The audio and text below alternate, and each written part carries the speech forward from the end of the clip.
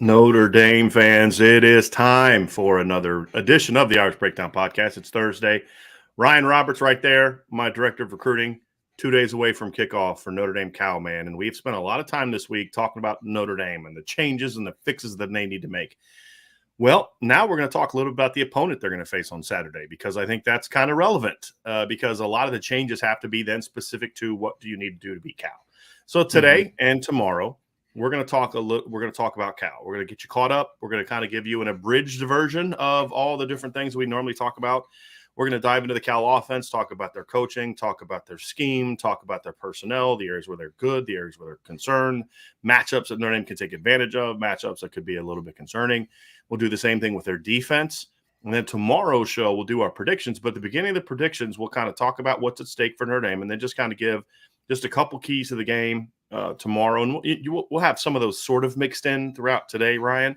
But just to sort of an official, here's the couple 2 to 3 keys on both sides of the ball, give our predictions. And then we're going to talk about some big-time games tomorrow because there's some really intriguing games this weekend, Ryan. You got Miami heading down to Texas A&M, to Kyle Field. Miami looking to continue their build. A&M looking to not fall out of the top 25 after losing to App State last week. We're going to talk BYU, Oregon. Some very fascinating games this weekend that we're going to discuss. And those are just a couple of the games that we're going to discuss. There's going to be others as well because it's another fun weekend of college football. So Penn State, Auburn, Michigan State, Washington, some really interesting games this week. But the most important game for us is Notre Dame and Cal. Yep. And so, Ryan, let's dive into the Cal Bears. A little bit of background on the Cal Bears. They're 2-0. Neither win was overly impressive. They beat UC Davis. It was a pretty good division FCS. I was going to say 1AA. Pretty good FCS team. I believe they were top 25 when Cal beat them. 34-13, I believe, was the final that score. Should have probably pulled that up and not tried to do that from memory, but I'm pretty sure that was the final of the game, Ryan. Yes, 34-13. I was correct. And then they beat UNLV last week, who's really not that good, 20-14. The game, it was weird watching it, Ryan. It wasn't that close of a game. Like, you never felt like UNLV was going to win. It reminded me a lot of, some of the games that Notre Dame has played in recent years where it's like, like Ball State in 2018, where the final score is 8. Notre Dame played like garbage, but you never actually thought they were going to lose. Yeah, so it was kind of like that. So they won an ugly game, 20-14, and they are now won 6 out of 8. And so, and you look at some of the wins that Cal had last year, they won 4 of their last 6 last season after starting 1-5. We talked before, 5-point loss to Nevada, touchdown loss to Washington, touchdown loss to Oregon, a touchdown loss to Arizona last year, but they won 4 of their last 6 last year, beat USC by 10, beat Stanford on the road by 30, beat a quality Oregon State team at home by 14, and then they blew out Colorado 26-3. So, Oregon State was a bowl team last year. That's a quality win. Blew out Stanford. Now, again, Stanford wasn't good last year, but they did what they needed to do. They beat Stanford by 1 fewer point than Notre Dame beat Stanford last year. And then they come out this year and they've won 2 in a row. Now, this is not a great Cal team, meaning this isn't a vintage Aaron Rodgers, Jeff Tedford Cal team, but this is an ascending Cal team, Ryan, and we'll get into some of the reasons why. So this is going to be a game. The reason we bring this up is just like Marshall last week. This is not a team that should beat Notre Dame. It is not. However, we want to give a clear understanding of what this team is. So if Notre Dame does do what they need to do, then you understand and appreciate the quality of the win. But again, for all the good things we're going to say about Cal today, Ryan, this is not a team that should come to Notre Dame Stadium and win this game. This is still about Notre Dame. It's still about Notre Dame doing what they need to do.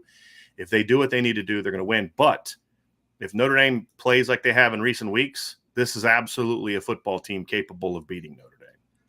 And I think that they're going to be a well-prepared football team. Like, that's the biggest thing, Brian. Like, we're going to talk a lot about the coaching today, but, Justin Wilcox and Peter Sermon and Bill Musgrave, like, they're coaches that are very good, at respectively what they do. And I think that they've built what is a sound program, right? An ascending program that you mentioned a couple of their losses. They were close losses last year, a lot of close losses. So even the games that they didn't come out on the right ends, I mean, they were competitive, right? So I think that's the biggest thing with this Cal football team is that they are a competitive, tough football team that are going to play sound fundamentally on both sides of the football. The talent discrepancy is obvious, right? Like, Notre Dame is a more talented football team than Cal. It's just they've been under the same system for a while now, right? They have kind of just understanding of what is expected to them from a program perspective, and they're a tough football team. Like, they're not going to back down. So I expect Cal to be very prepared to come into Notre Dame Stadium and play a tough game. But I ultimately do think that Notre Dame has the key advantage from a talent perspective. Like, I don't think there's one group across the board where I would say Cal has more talent than Notre Dame. I just don't think one exists. But obviously Notre Dame just lost to a team that was also the same case. So Notre Dame needs to have a bounce back. Yes, not as good as Cal. Not as good as Cal. Marshall's not as good as Cal, talent-wise. Agreed. I'll say this, too, about Cal. This doesn't have a lot to do with this game. It's more looking forward. Mm-hmm. They have upgraded their talent the last 2 years quite a bit, especially the skill players on offense. And so, and we'll get into that as we kind of break down this game and talk about it. So, Ryan, let's first and foremost dive into the offense, because I think this is before the show I said I was going to do defense, but I want to do offense first so we can spend the rest of the time on defense. Mm-hmm. This is an interesting group because it's not very good, if we're going to be honest. Offense has been the thing holding Cal back the last few years. Okay. Yep. And that's a reality. And when you watch them play, I've watched them in 19, I watched them at 20, because I've always kind of had an interesting eye on Wilcox. He's always been a guy that intrigued me, as a guy that, that guy kind of fits it, what Notre Dame's looking for, and so you kind of had your eye on him going back to 19, going back to 20, going back to different periods of time as a defensive coordinator and as a head coach, obviously. And you look at him and say, look, this is a good football coach, right? So let's see what he can build. Mm-hmm. And then you look at kind of the first couple of years, it was just, they've always been a really well-coached team, but they were a well-coached team that didn't have players. Last couple of years, the 2021 recruiting class and to a degree the 2022 recruiting classes have significantly upgraded their talent level. They brought in a quarterback who is talented but erratic in Jack Plummer, which we'll talk about. So the talent has been upgraded, and that's why I say, Ryan, it's a group that if you play the way you did in recent weeks, you could be in trouble. And a part of the reason for that is you have a very well-respected, long-time NFL coordinator running their offense. And as I've watched him the last couple of years, he took over in 2020, I believe, Bill Musgrave. He was most recently the offensive coordinator of the Denver Broncos. In the last year, he's gotten more and more comfortable being a college coach. And some of the stuff they're doing is a little bit more simplified than it was in 2020 when they were asking Chase Garbers to run a lot of really intricate stuff. They've simplified it enough to where it's still complex, it's still pro style, but the players are executing it a little bit better.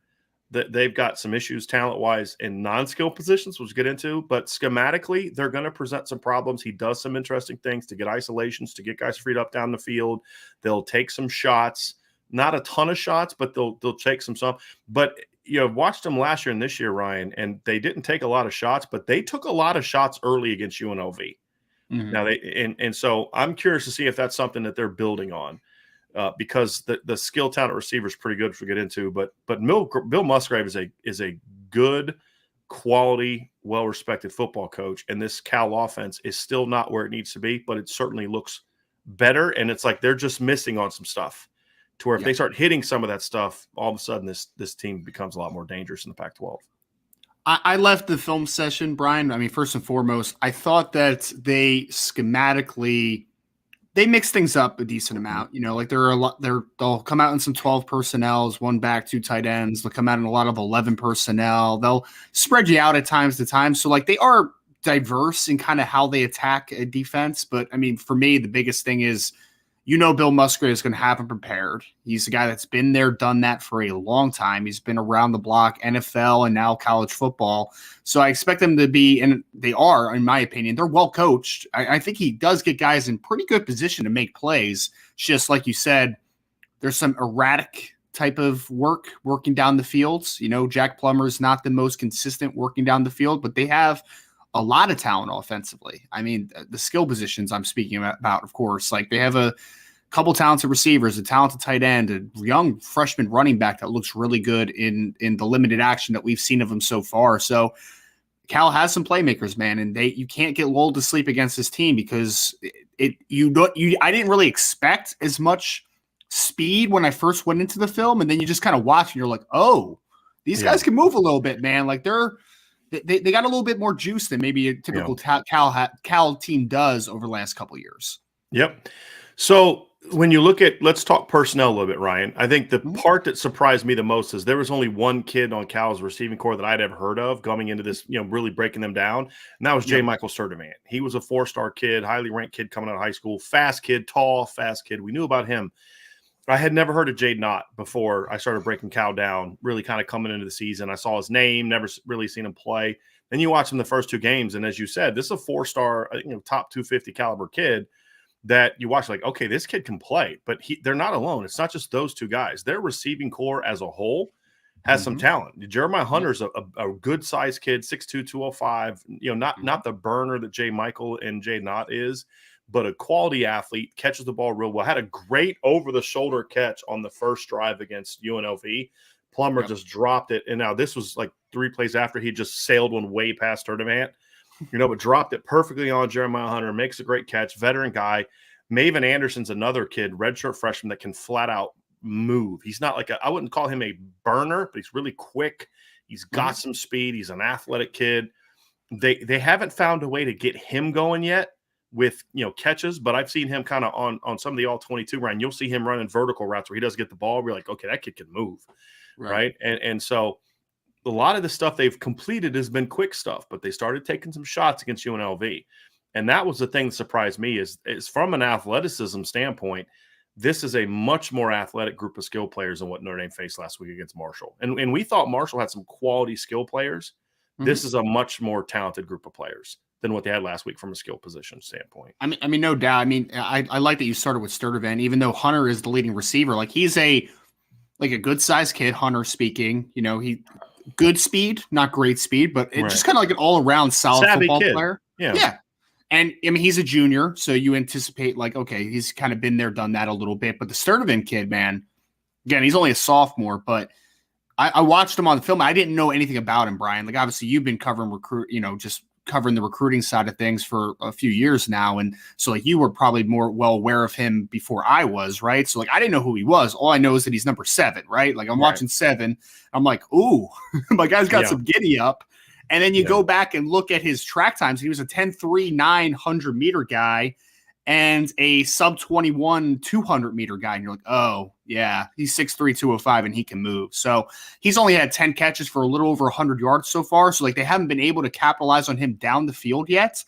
Right. And I'm hoping that this isn't the game that they get it going, but he's a really talented football player, man. Like height, weight, speed kid, only a sophomore, couple really nice targets. I mean, not even counting Latu, who's their tight end, he plays kind of a part of a 2 tight end system type of thing. But Latu, I mean, he's 6'6", 230 something pounds, and he's got a huge catch radius and he can move as well too. Right. So there's some athletes on the perimeter, man, that could give Notre Dame some problems that they're going to have to, they're going to have to be ready for this one. This isn't one where like you can just sit back and cover 3 and just like kind of lull you to sleep a little bit, man. Like if you guys aren't ready, these guys can run past you a little bit. So now, Notre Dame's corners are definitely going to get tested in this one. And that's the first matchup that kind of you're going to look at. Now, again, it's helped Notre Dame that they've played Ohio State 2 weeks ago, right? That helped prepare them. And they're not as dynamic as the Ohio State kids. But like, J. Michael Sturdivant, for example, had a Notre Dame offer. He had an LSU offer. He had a Texas A&M offer. He had a Stanford offer. So this is a kid that's for all the talk about how, Notre Dame, you can't find elite athletes that can get into Notre Dame. Well, this is a kid that got into Cal. For anyone that doesn't know, Cal doesn't just take anybody with a pulse into school. Cal Berkeley's pretty good. Yeah, it's pretty good. And kid had a Stanford offer, kid had a Notre Dame offer. Just didn't recruit him. That's just the reality of it. So, but he's a talented player. I like Maven Anderson. They're from the same class. They're both redshirt freshmen.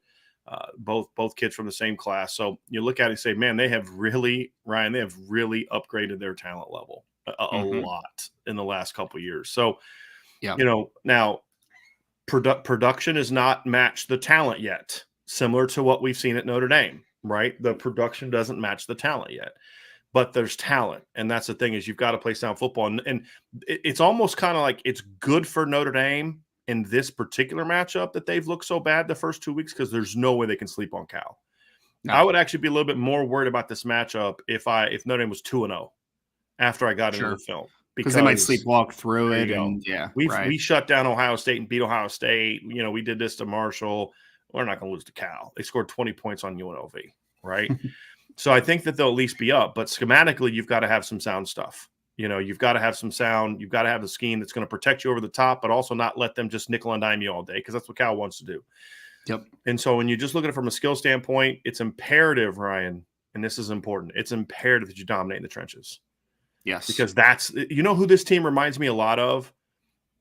Virginia without Brennan Armstrong from last year. And what I mean by that is when you watch Virginia, you're like, man, they've got some skill players. Ontavious Wicks, they had the big, tall tight ends, that could run. Ketua Thompson, you had the kid that got drafted this year, Jelani McGee. Was that the other kid? Jelani Woods. Jelani Woods. Okay, so they had some talented players. They had the little short Billy Kemp, the little quick slot guy. Who's been there for 7 years. Yeah. Right, seriously. And I would argue Cal reminds me a lot of that, but with a better running back. And without Brennan Armstrong. Now, Jack Plummer's got a very live arm, very live arm. And if he can get comfortable in the pocket, he will hurt you. And we've seen that. Now, what hurt him last year against Notre Dame is Notre Dame did not get him time to throw when he was at Purdue. Yep. And they shut that pass game down because they had harassed him. The reason I say they remind me a lot of Virginia is because when Virginia struggled on offense, and it wasn't often, but when they did, like what happened against Notre Dame when they didn't have Brennan Armstrong, is they ate the offensive line up. Yep. And this Cal offensive line is not good. This is where the talent level is really not good. It's not at all. The left guard has the best name you could ever have for a football player. His name is Brian Driscoll. He spells his first and last name wrong, which is why he's not very good. If he spelled his name correctly, with a Y and then Kell, he'd probably be an all Pac-12 player. I tried to get through the whole thing with a straight face. But in all seriousness, he's not all Pac-12. I mean, he'd be all American, if we're being honest. I mean, I'm trying to, I don't want to get too hyped up on the name. Ryan texted me on, was it Tuesday night? Yes. And he's like, the left guard at Cal is terrible. Number 60, yeah. And so I was like, okay, I wasn't paying attention because I hadn't dove into the Cal film yet. And like I'd watched a little bit of film, but I hadn't dove into the personnel yet. And I looked at their depth chart and I was like, the guy's name is Brian Driscoll. I was like, you're a son of a, you know what I mean? Like, you know what, man? I didn't even know what his name was. I thought Ryan was busting my chops. But in reality, you watch the film, you're like, yeah, he's pretty terrible. He's not doing my name justice. Yeah. But honestly, that's an issue for them on the offensive line. Their left tackle is really big, but he's very slow-footed. The right tackle is very long, but very slow-footed, really tight-hipped. They are not an athletic line. They will come off and play with some physicality, but they're just not athletic at all. This is a game that Notre Dame's defensive line has to get right. If the Notre Dame defensive line doesn't get right this game, like you said yesterday, air raid sirens are going off in my basement because this is an offensive line. This is going to be one of the worst offensive lines Notre Dame has faced this year. And that's the issue for Cal right now, Ryan. If they had an offensive line that could come anywhere close to the talent they have from a skill standpoint, this would be a dangerous team. I'm not saying like win the Pac-12 yet, but with the defense they have, this would be a very, very dangerous football team, in my opinion. I want to say something about the offensive line, Brian, and I'm going to make a take, and I want to hear if you agree or disagree with this, okay? So you mentioned the left tackle Coleman. I think he's a pretty good guard, right? Like, he played guard in 2021. I'm like, cool, good football player. Problem is that now he's 6'4". He's not actually 6'4". He's like 6'3" and something, 230 pounds playing left tackle. It's just not a good fit for him, right? He's a good guard, should not be playing tackle. And definitely left tackle. Left tackle. Yeah, if you were a running team and you wanted to stick him at right tackle, like passable, sure, why not? Stanford, but the center, 10 years ago. Yes, exactly. That's a very good point. Cindric, the center's a pretty solid football player, but to your point, left guard's not very good, right tackle's not very good, and the right guard is the weirdest player ever because he's a super long kid, but has some of the slowest feet that I've seen this year. Like he's huge. So 3 out levels you're talking about. Yes, he is. Yeah, the transfer. So 3 out of 5 are not very good. 2 are good players, but 1 I think is out of position. I think this is a worse offensive line than Notre Dame saw against Marshall, in my opinion. That's my hot take, I guess. I think this is say that again. Cal has a worse offensive line than what we just saw against Marshall. I think Marshall has a better offensive line. Yes. Yeah, significantly so. I mean, I thought that was a hot take, but no. Well, not. I mean, it is a hot take to say that a Pac-12 team has a worse offensive line than a team from the Sun Belt, but Marshall has put good offensive lines on the field each of the last 3 years. I mean, their offensive line coach does a really good job.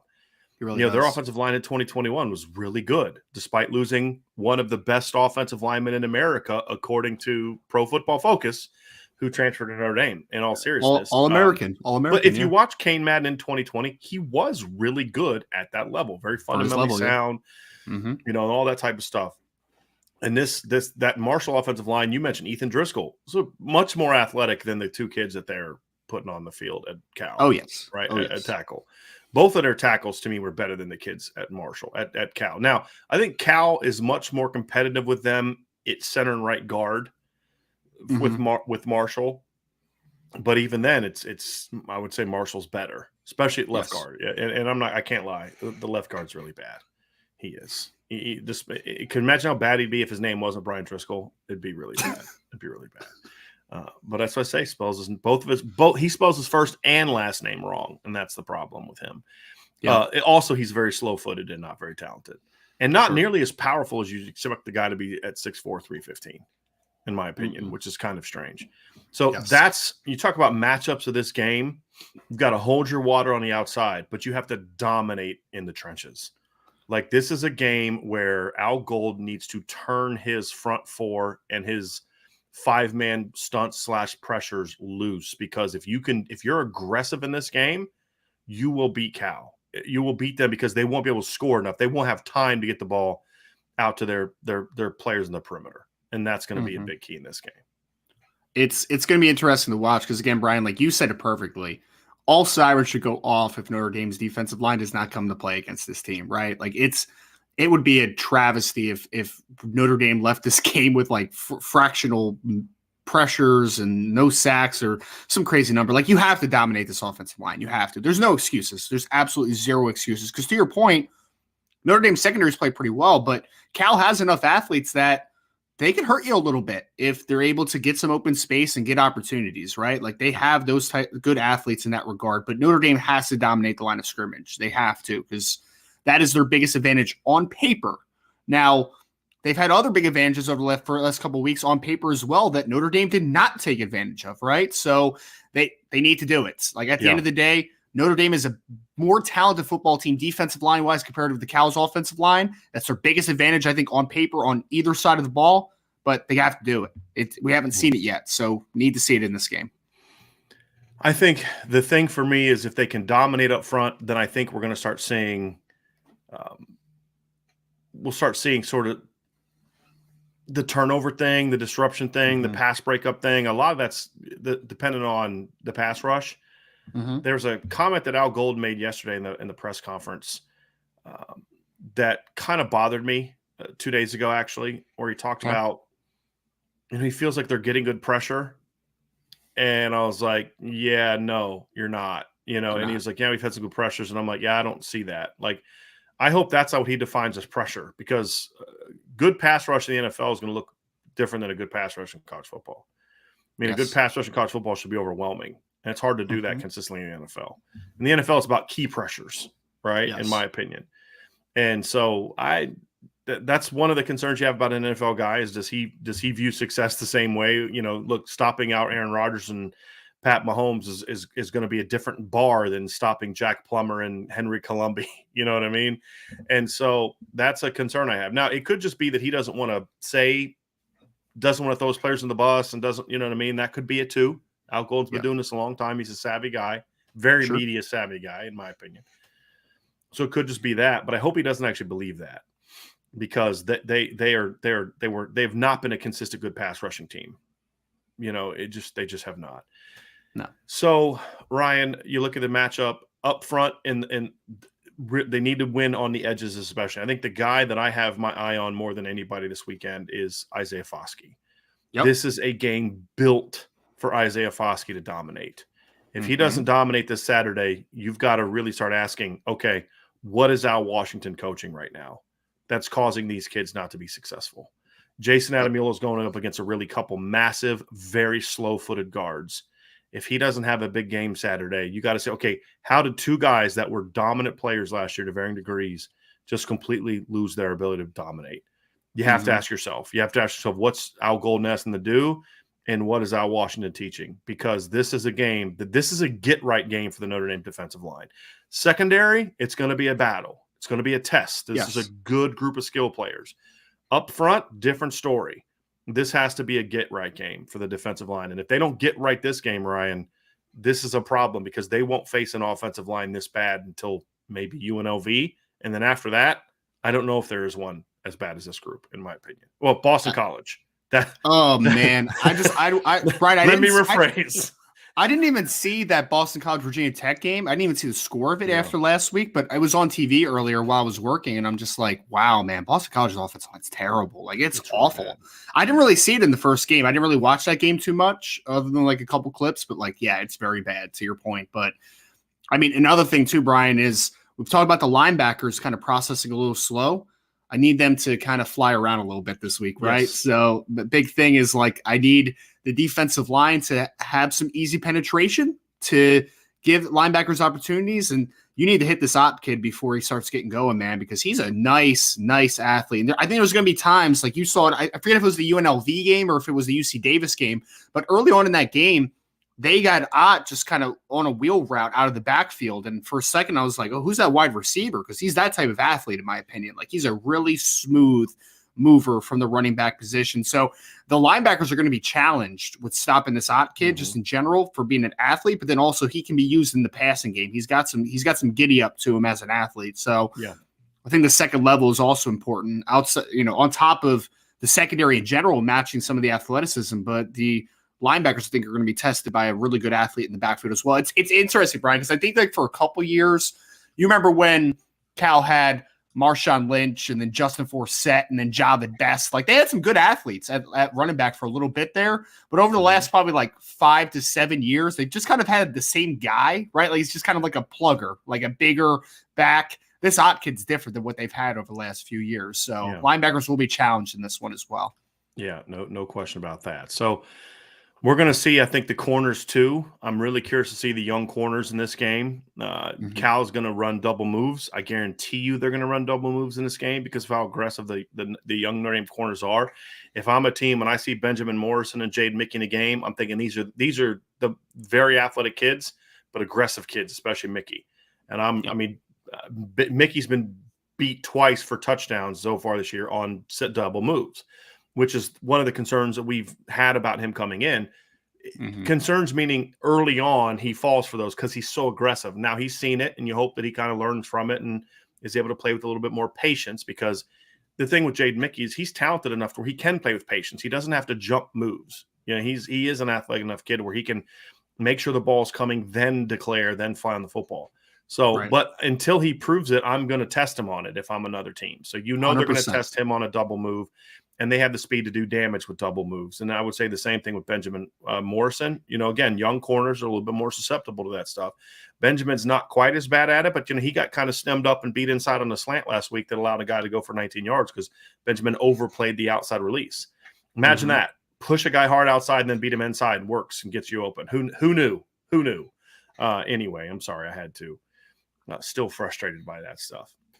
So anyway, the point is there are some things that they got to be ready for on the perimeter.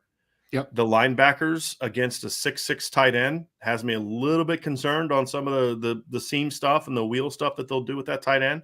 And then, of course, the linebackers in space against Jaden Ott, because like you said, when they saw him do it last week against UNLV, he ran a wheel route, just dropped it over on him, dimed it, and the kid made a play. So this is a kid that can hurt you inside and outside.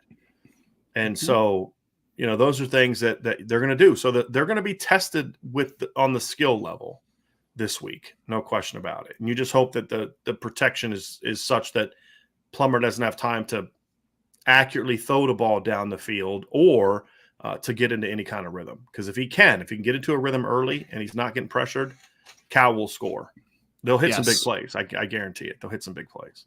Yeah, I mean, you need to affect Plummer. You have to. That is absolutely the key in this game because he's erratic when he's working down the field. Like he has a strong arm, but like the downfield accuracy is just not great for whatever reason, right? And to even help your cause, let's cause more pressure, right? If you're Notre Dame, you cause more pressure, the erratic nature should continue when you're talking about Jack Plummer.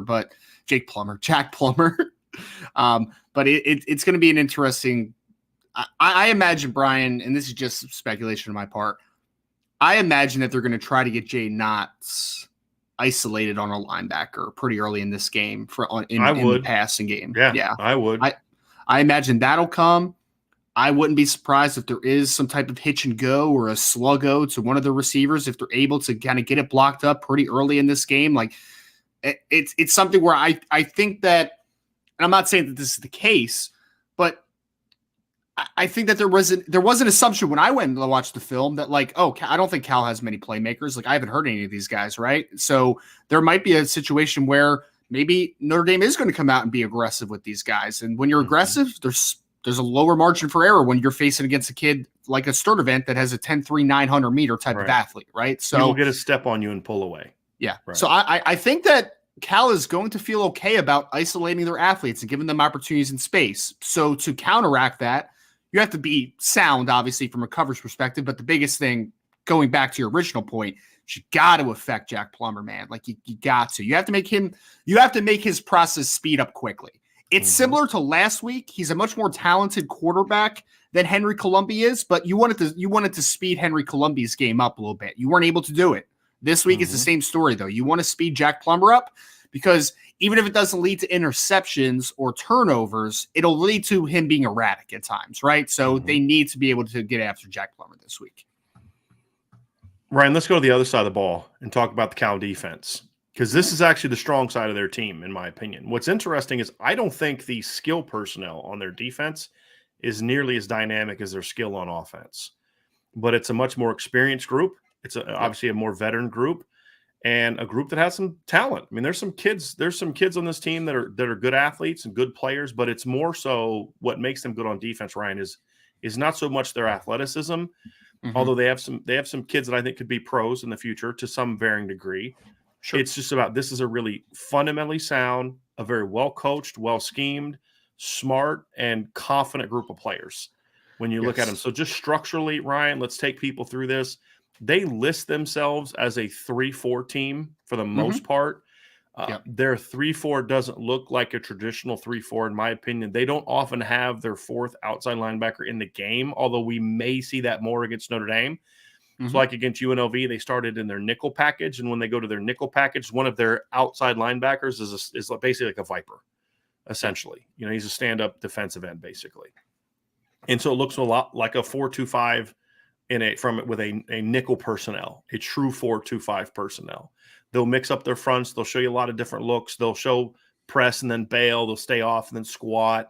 So schematically, they're going to show you some stuff, but they're not a super duper complex, tricky defense. It's about we're gonna play sound football. We're not gonna get leveraged. Our kids are gonna know exactly what they're gonna do, and when the ball snapped, we're gonna fly to the football. Yes. And it allows them to be effective. It allows them to play, in my opinion, play beyond their talent level. Having said that, their talent isn't bad by any stretch. This isn't a bunch of bums running out there that are just really well coached. It's just that they're not the elite dynamic, players that you think they are. Like there's no Cam Jordan on this defensive line, right? No. A former Cal great that's in the NFL now. There's no guys like that, but there are some quality football players, and they have good size up front too. And that's a big concern for me because Notre Dame's offensive line got pushed around by Marshall last week. And this Cal defensive line is going to bring a lot more beef to the table. Their two interior guys are 305 and 335. Their ends are 285. Pardon me, and 260. So this is going to be a big front. And Jackson Sermon is 6'2", 240, and he's their smallest inside linebacker. Right. And so this is a big physical group going up against an offensive line that has had trouble with mediocre physicality so far. And that's a very troubling matchup for me. And I look forward to seeing if they do play a little more base this week, because I don't know if Notre Dame is going to come out and they're going to run they ran a lot of 12 personnel last week. Like, I don't know if they're going to come in and do that type of thing and try to establish a run game and do all, like, I don't know what the philosophy is. I know. I agree. Let's spread it out and let's get the run game going that way. We're 100% on the same page. I don't know exactly what to expect if I'm Notre Dame. Like, I don't know what Notre Dame is going to come out and try to do. That being said, they have played a lot more four down because if you're familiar with UNLV and UC Davis for that matter, they are spreaded out teams, right? Like they are four wide. Like we're playing 10 personnel a ton. Like they're not trying to run the football a ton if you're UC Davis and you're UNLV because you just know you're not very good at it. Your offensive line's not that great. So and you're outsized. I mean, yes. You're 100% outsized. I mean, UC Davis was a very small. Their left tackle actually had a pretty good block in the game against Cal, and I was like, oh, who's he? And then he was 6'3", 280, and I was like, oh, playing left tackle. Like, all right, cool.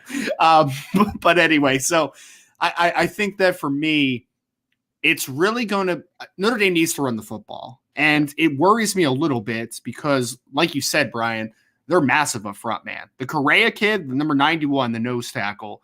He's listed at 6'4", 330, 335.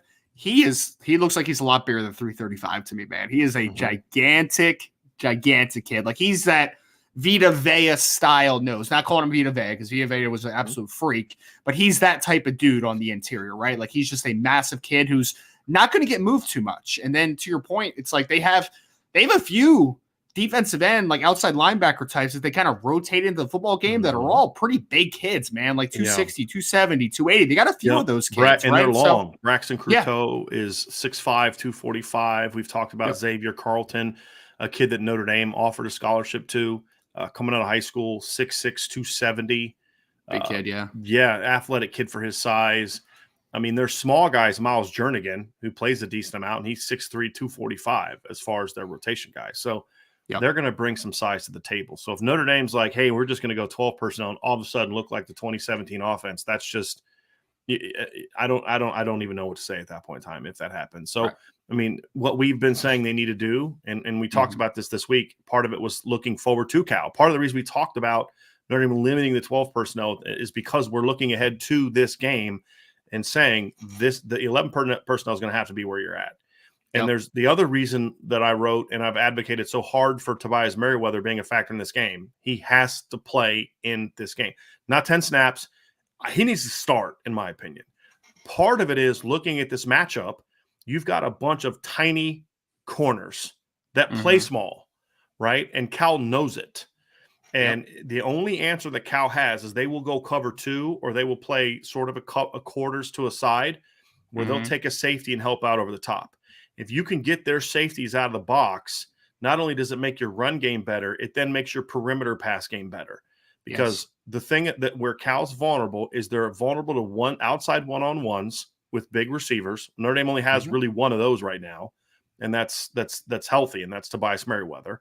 Now there's some things you can do with, in my opinion, where if you can somehow use Michael Mayer as an outside guy to manipulate Cal to maybe go corners over, right? Then there's some things you can do where if they're going to put a safety out on Michael Mayer or a linebacker on Michael Mayer, that's a win for you. I'll take the matchup either way. Exactly. Because you've now got a guy out of the box, a bigger guy out of the box, a safety out of the box, can't help over the top. And now you have some stuff where, let's say you're able to get like Lorenzo Styles matched up in the slot against one of their corners or their nickel. He's got 3 inches on those kids.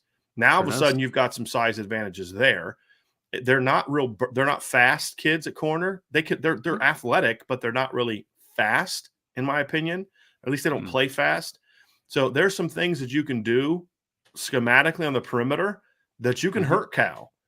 And it's going to require getting some of that size involved. For the love of all things holy, please run Michael Mayer on a route past 10 yards. For the love of God, run him on a seam route where he's actually an option to get the football. Because those are things you can do to not only to get in matchups that you like. Their linebackers are going to have a harder time running with Mayer. They're meant to be run stoppers, not seam guys all game, right? Although the kid beside Mayer runs pretty well for his size, it's still a matchup that Mayer should win. If their safeties are having to cover Michael Mayer vertically, then they're not helping outside on your other receivers. If they're not doing that this week, Ryan, I'm going to lose it.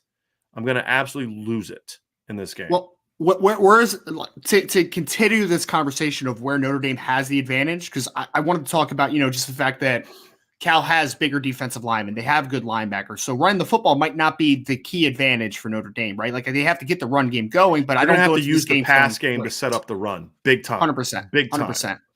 To your points, right? Michael Mayer into the boundary in this game might be interesting, right? Maybe a 3-by-1 set and you get him out there because their corners aren't bad football players, but they're small, to your point, Yeah, they're right? good football players. Exactly. Yeah. Exactly. The Hearns kid, number 15, is a good, solid, starting caliber player in the Pac-12, like good football player. He's 5'10", 170 pounds, and he's pretty much their biggest guy. Like, they don't have size. The number 41 kid's a really smart, heady player, but he's small. 100%. Colin Gamble's a quality, fundamentally sound nickel. He'll play some outside, but he's their nickel. He's a good football player, but he's 5'10". Yes. Right. Yep. And that's they have a lot of nickel types. That's what they have at corner. They have a lot of nickel types, which is fine. Yes. There's nothing wrong with that, but you have the advantage there. The other push I think you have the advantage is for as good as Jackson Sermon is as a linebacker, a run stopper, and as good as number 10 is, I forget his last name, the other inside linebacker who's 6'3", 255. He's a big kid. I'm not even trying to pronounce his last name. Yes, I didn't want to either. That's kind of why I left it out there. But they are really good. Oladipo is my best shot at it. His first name is the one I'm not trying to pronounce.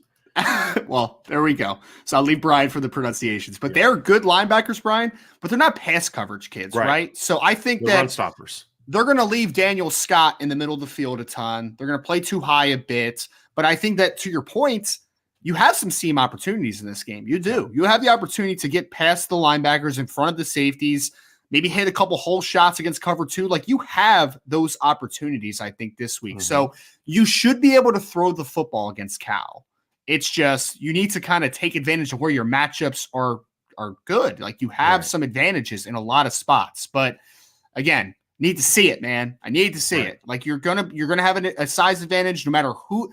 Like, I would love to see Tobias Merriweather out there, 6'4" versus 5'10". Like, that's awesome, right? But regardless of even if it's even if it's Lorenzo Styles or whoever, they're still gonna have a size advantage, right? So you're gonna have the size advantage outside, and the linebackers are not great pass coverage players, so you can get in that back of the linebackers in front of the safeties, like that mid-hole type of area of the field. So those are the advantages that I think. So Notre Dame should be able to throw the ball in this game. We'll see if it comes to fruition. I think another thing about the using Mayer in the boundary aspect too, Ryan, is it forces you to make a decision as a defense. How are you going to defend that? Are you going to roll down to cover 1 and put your safety on Mayer? Are you going to bump a corner out? I think the first move from what I would think they would do structurally is play 2 into the boundary, cover 2 into the boundary. Because what that allowed them to do is kind of use their little tiny corners to kind of reroute Mayer, and then the safety protects over the top. That's fine, because what that does is that now puts 2 guys to defend 1 player to the boundary, the short side of the field, which now leaves you in a lot better situations to the field for your screen game, your quick game, your perimeter shots, things like that. And again, it also helps the run game because it's not like Mayer's been bringing a ton of value in the run game right now. Honestly, what I would do is I do some 21 personnel stuff, Ryan, where, because what you could do 21 personnel is you could still do your things with Michael Mayer in the boundary. But now what I would do is I'd have Audric Estime as part of that. And you could kind of motion Estime and have him kind of work up to the next level on an outside zone where he's trying to get there. Or you could have him backside seal. I mean, just getting somebody's way on a outside zone or an inside zone kind of concept out of your 21 personnel. You know what I mean? So, like, just have him step underneath and run that read out there to Chris Tyree, or, and then what you can do from that is you can get creative with it and run some stuff where you're bootlegging off of that, where it looks like Estime is going to run a little edge play, and then you release him into the flats, and now you've got Michael Mayer as a lead blocker for him on a little slide route, or you can do things like that. So that's where I would go with some of that stuff. Instead of going 12 personnel, use Audric Estime's size. And what's one guy that's been willing to step up and hit so far this year on offense? It's been Audric Estime. Yep. I mean, that kid is not afraid of contact. He can't possibly block worse than what your number 2 tight ends have done so far. He can't. Yep. Right? So at least this way you have someone who can use some other areas where you can then have him be your lead back and put Chris Tyree in your trips look with Mayer to the boundary. Right? Run some bubbles, run some stuff like that. There's things you can do. You can motion Chris Tyree, have him on a little quick slide route, things you can do to get to the perimeter, but still have the ability to have a hammer if you need it.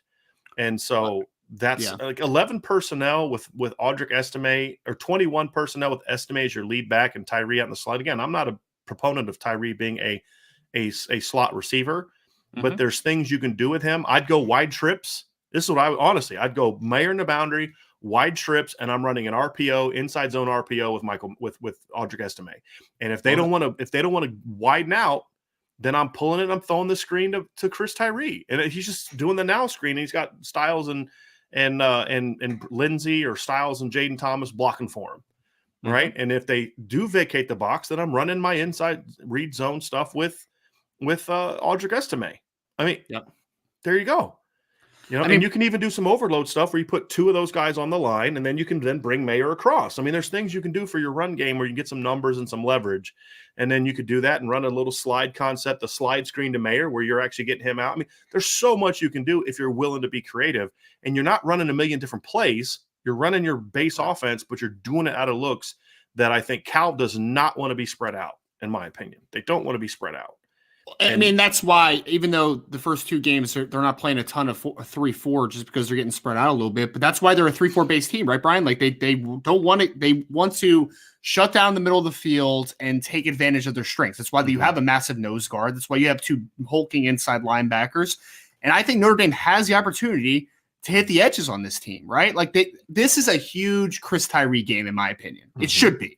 This is a huge, I could see a heavy dose of outside zone or just getting him on the perimeter, because what do they have? They have huge defensive linemen, but it's not like they're the most fleet of foot players. Like, you don't want them kind of working to the perimeter a ton. The inside linebackers are tackle to tackle type of players. Like, you don't want them working outside too much either. I mean, this is a game where I think you can take advantage and get on the edge, man. You have a clear speed advantage. Like, there's no doubt in my mind in that regard. So I think this is a jet sweep game. I think this is an outside zone game. This is a game where you have to understand that Cal builds its defense to stop interior runs, to stop inside runs. That doesn't mean that you don't do it. My point of the matter is, though, where they're most vulnerable is to outside stretch stuff. Like I think that you can take advantage of them. I think you can in that regard. Normally, the Notre Dame ground game is built inside out, right? Yes. That's how normally it is structured. What we're saying is, in this particular game against this opponent, if you're going to play inside out, you're playing right into their hands. If you're going to run the game plans you've run the first 2 weeks, you're playing right into what Cal wants you to do. And in 2017, I wouldn't have cared, because that's what you're built to do. That's what NC State was built to do. And you know what? Notre Dame said, I don't care. We're still going to run it down your freaking throat for over 300 yards. Right? That's what BC's defense was built to stop in 2017. And Notre Dame said, we don't care. We are better than you. And they went for 5 bills. This is not the 2017 football team. Right? You barely got to 100 yards against Cal, and you got there with quarterback runs on the perimeter and a reverse, right? You didn't have 100 rushing yards in that game on runs that the offensive line had anything to do with the success of it. None. I mean, you didn't get close to 100 yards. You couldn't convert a 3rd and 2 and a 4th and 1 on back-to-back plays against Marshall. Yeah. So there's going to be a temptation by Tommy Rees and Harry Heastand to say, no, we're going to force the issue, and this is a pride game. Bump all that. This is about getting a W. This is a game where you kind of got to reverse engineer your offense a little bit, Ryan. You've got to start outside 100%. In. And that's outside with the run game and the pass game. Now, again, that does not mean you vacate the inside zone stuff and the inside runs. No. It means you've got to be smart about how you do it. Again, you can go 21 personnel, get Chris. Here's the thing. Here's what Notre Dame should do. This is an easy concept, is utilize your 3-by-1 look with Mayer into the boundary in this game. Because out of 21 personnel, because you can do things where you can use Estime as a blocker, but there's also things you can do where you go sort of a trips to the right. You put your 2 receivers, Styles and Lindsey, Styles and Thomas, Merriweather and whoever, put them on the line of scrimmage, have Mayer and Tyree both off. Tyree's your number 3 guy, or he's stacked. Mayer's off the ball. Now you can move Mayer around and have him be a blocker.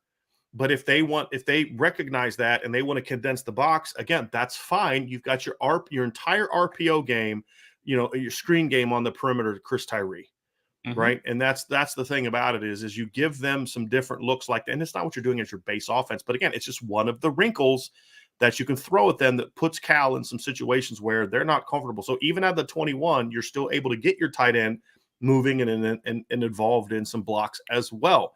So, but it's all built on stuff that's going to spread them out formationally. And if they don't want to spread out formationally, then you have to attack the perimeter with a little bit more of a diverse RPO game than you've had in the past.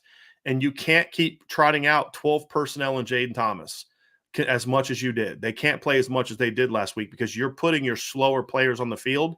And again, that plays right into Cal's hands. It's not that Cal's slow. It's just Cal is built to play. Cal wants you to play a smash mouth football game. They 100%. want you to go 12 personnel. They want you to try and run the football at them. That's what they build to do. And Justin Wilcox is an outstanding defensive mind. Peter Sermon's a good defensive coordinator. His son is your middle linebacker, right? Nobody's going to know that defense more than their middle linebacker, right? Who was a good player at Washington last year. Had 90-some tackles at Washington last year. I had him on my preseason all Pac-12 team. I had Daniel Scott, the linebacker, or the safety there. They want to get him in the box. They want to get him downhill attacking the run game and the screen game, right, Ryan? And so when you have success with some of the stuff we've talked about, the RPO and screen game, what does that then set up? Wheel, double moves, seams, stuff that, you know, that's where it's got to be, right? That's where it's got to be. That's the only way you can really beat Cal. Unless this offensive line has like a personality transfusion in 7 days, right? Then I don't see how you can think you're going to go out with a similar game plan to what you had against them this week. I just don't see how you can do it. This is a game again, Brian, where I would be outside zoning, jet sweeping, sliding, just anything to get to the perimeter, man. Like, this is the game, right? And to even on the inside runs, right, you're slowing down the eyes of the inside linebackers. 100%. I'm trying to get those eyes moving all over the place on the second level. 100%. There's gonna be a lot of eye candy in this game. Like, there's gonna be a lot of cross action. Like, it's is the game that happens, right? And it's not because I don't think that Notre Dame can run the ball in the middle.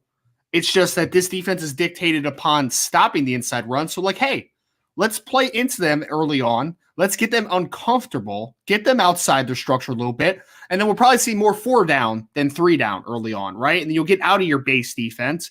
And as you do that, then you can start to establish a downhill running game with an Audric Estime or Logan Diggs if he's healthy and all that good stuff, right? So it's about making the defense uncomfortable. If you keep them comfortable, we're a good defense, man. Like, that's the thing about them, right?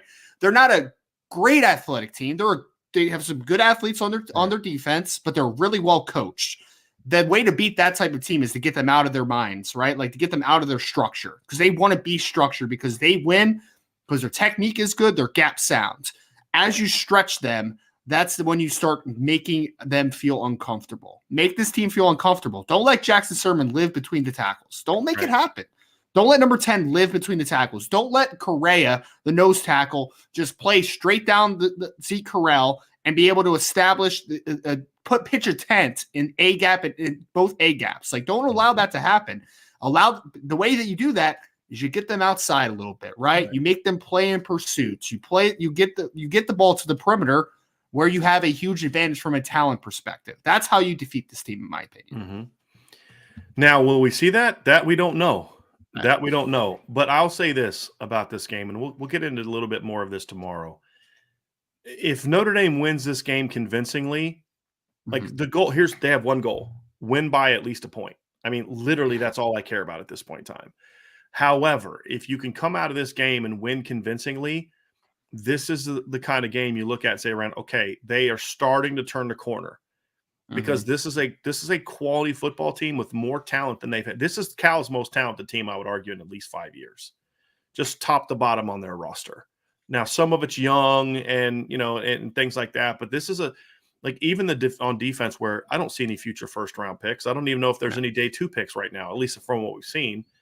But there's just a lot of quality football players, a lot of good quality college football players in their list, on their depth chart. And, this didn't start if they were just 2-0 and we were talking about them being 2-0 because they beat UC Davis by 21 and UNLV by 6.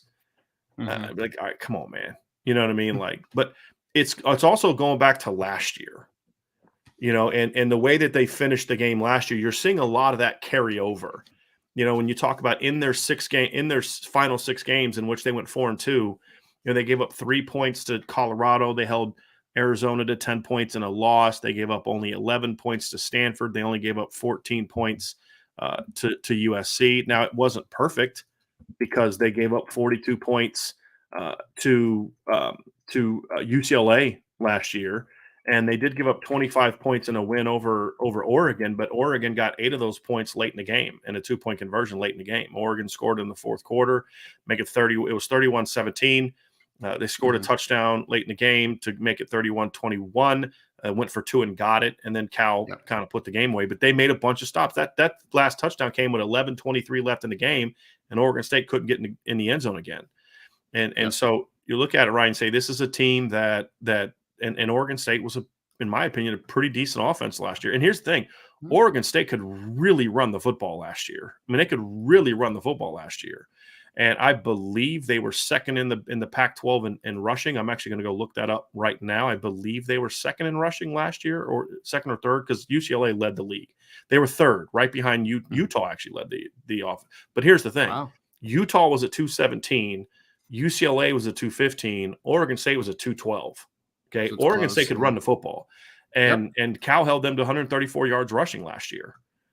So, this is a team that, in my opinion, can slow down your ground attack. And they struggled against UCLA in that regard, but bounced back and had a lot of other good performances. So, when I look at this team, Ryan, this is a team defensively that it's not often that they give up a lot of bad plays. And even the UCLA game, where they gave up a lot of points, they lost 42-14. If you look at that game, Ryan, a lot of the stats don't match that outcome.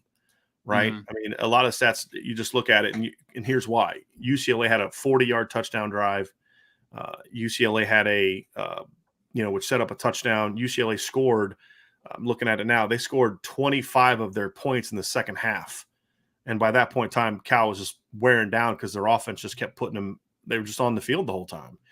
Yeah. And, so you look at it and, Cal had 217 yards of total offense that game. Went 4 of 13 on third down and 2 of 5 on fourth down.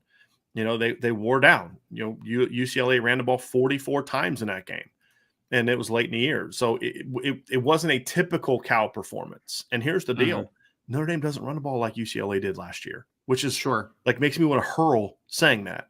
But UCLA had a really good running attack last year, and Notre Dame's run game right now is mediocre's probably being a little nice. Right now, well, Brian, but back to the recipe for success offensively. What does Chip Kelly do about as well as anyone? He understands how to get to the edges, man. Like he's been he works with your eyes. He's really good at messing with your eyes. He manipulates second level defenders about he's up there with like Steve Sarkisian about as well as any guy, Lane Kiffin as well, as guys that just manipulate the second level defenders so much. But the recipe for success, without even watching that UCLA game, I'm going to guess that there were some jet sweeps in that game. I'm going to guess there was some outside zone because they know. I mean, I think most people understand that just like football in a general sense. Quarterback ran for 102 yards, right? Oh, that helps. Yeah, it definitely helps. It definitely helps.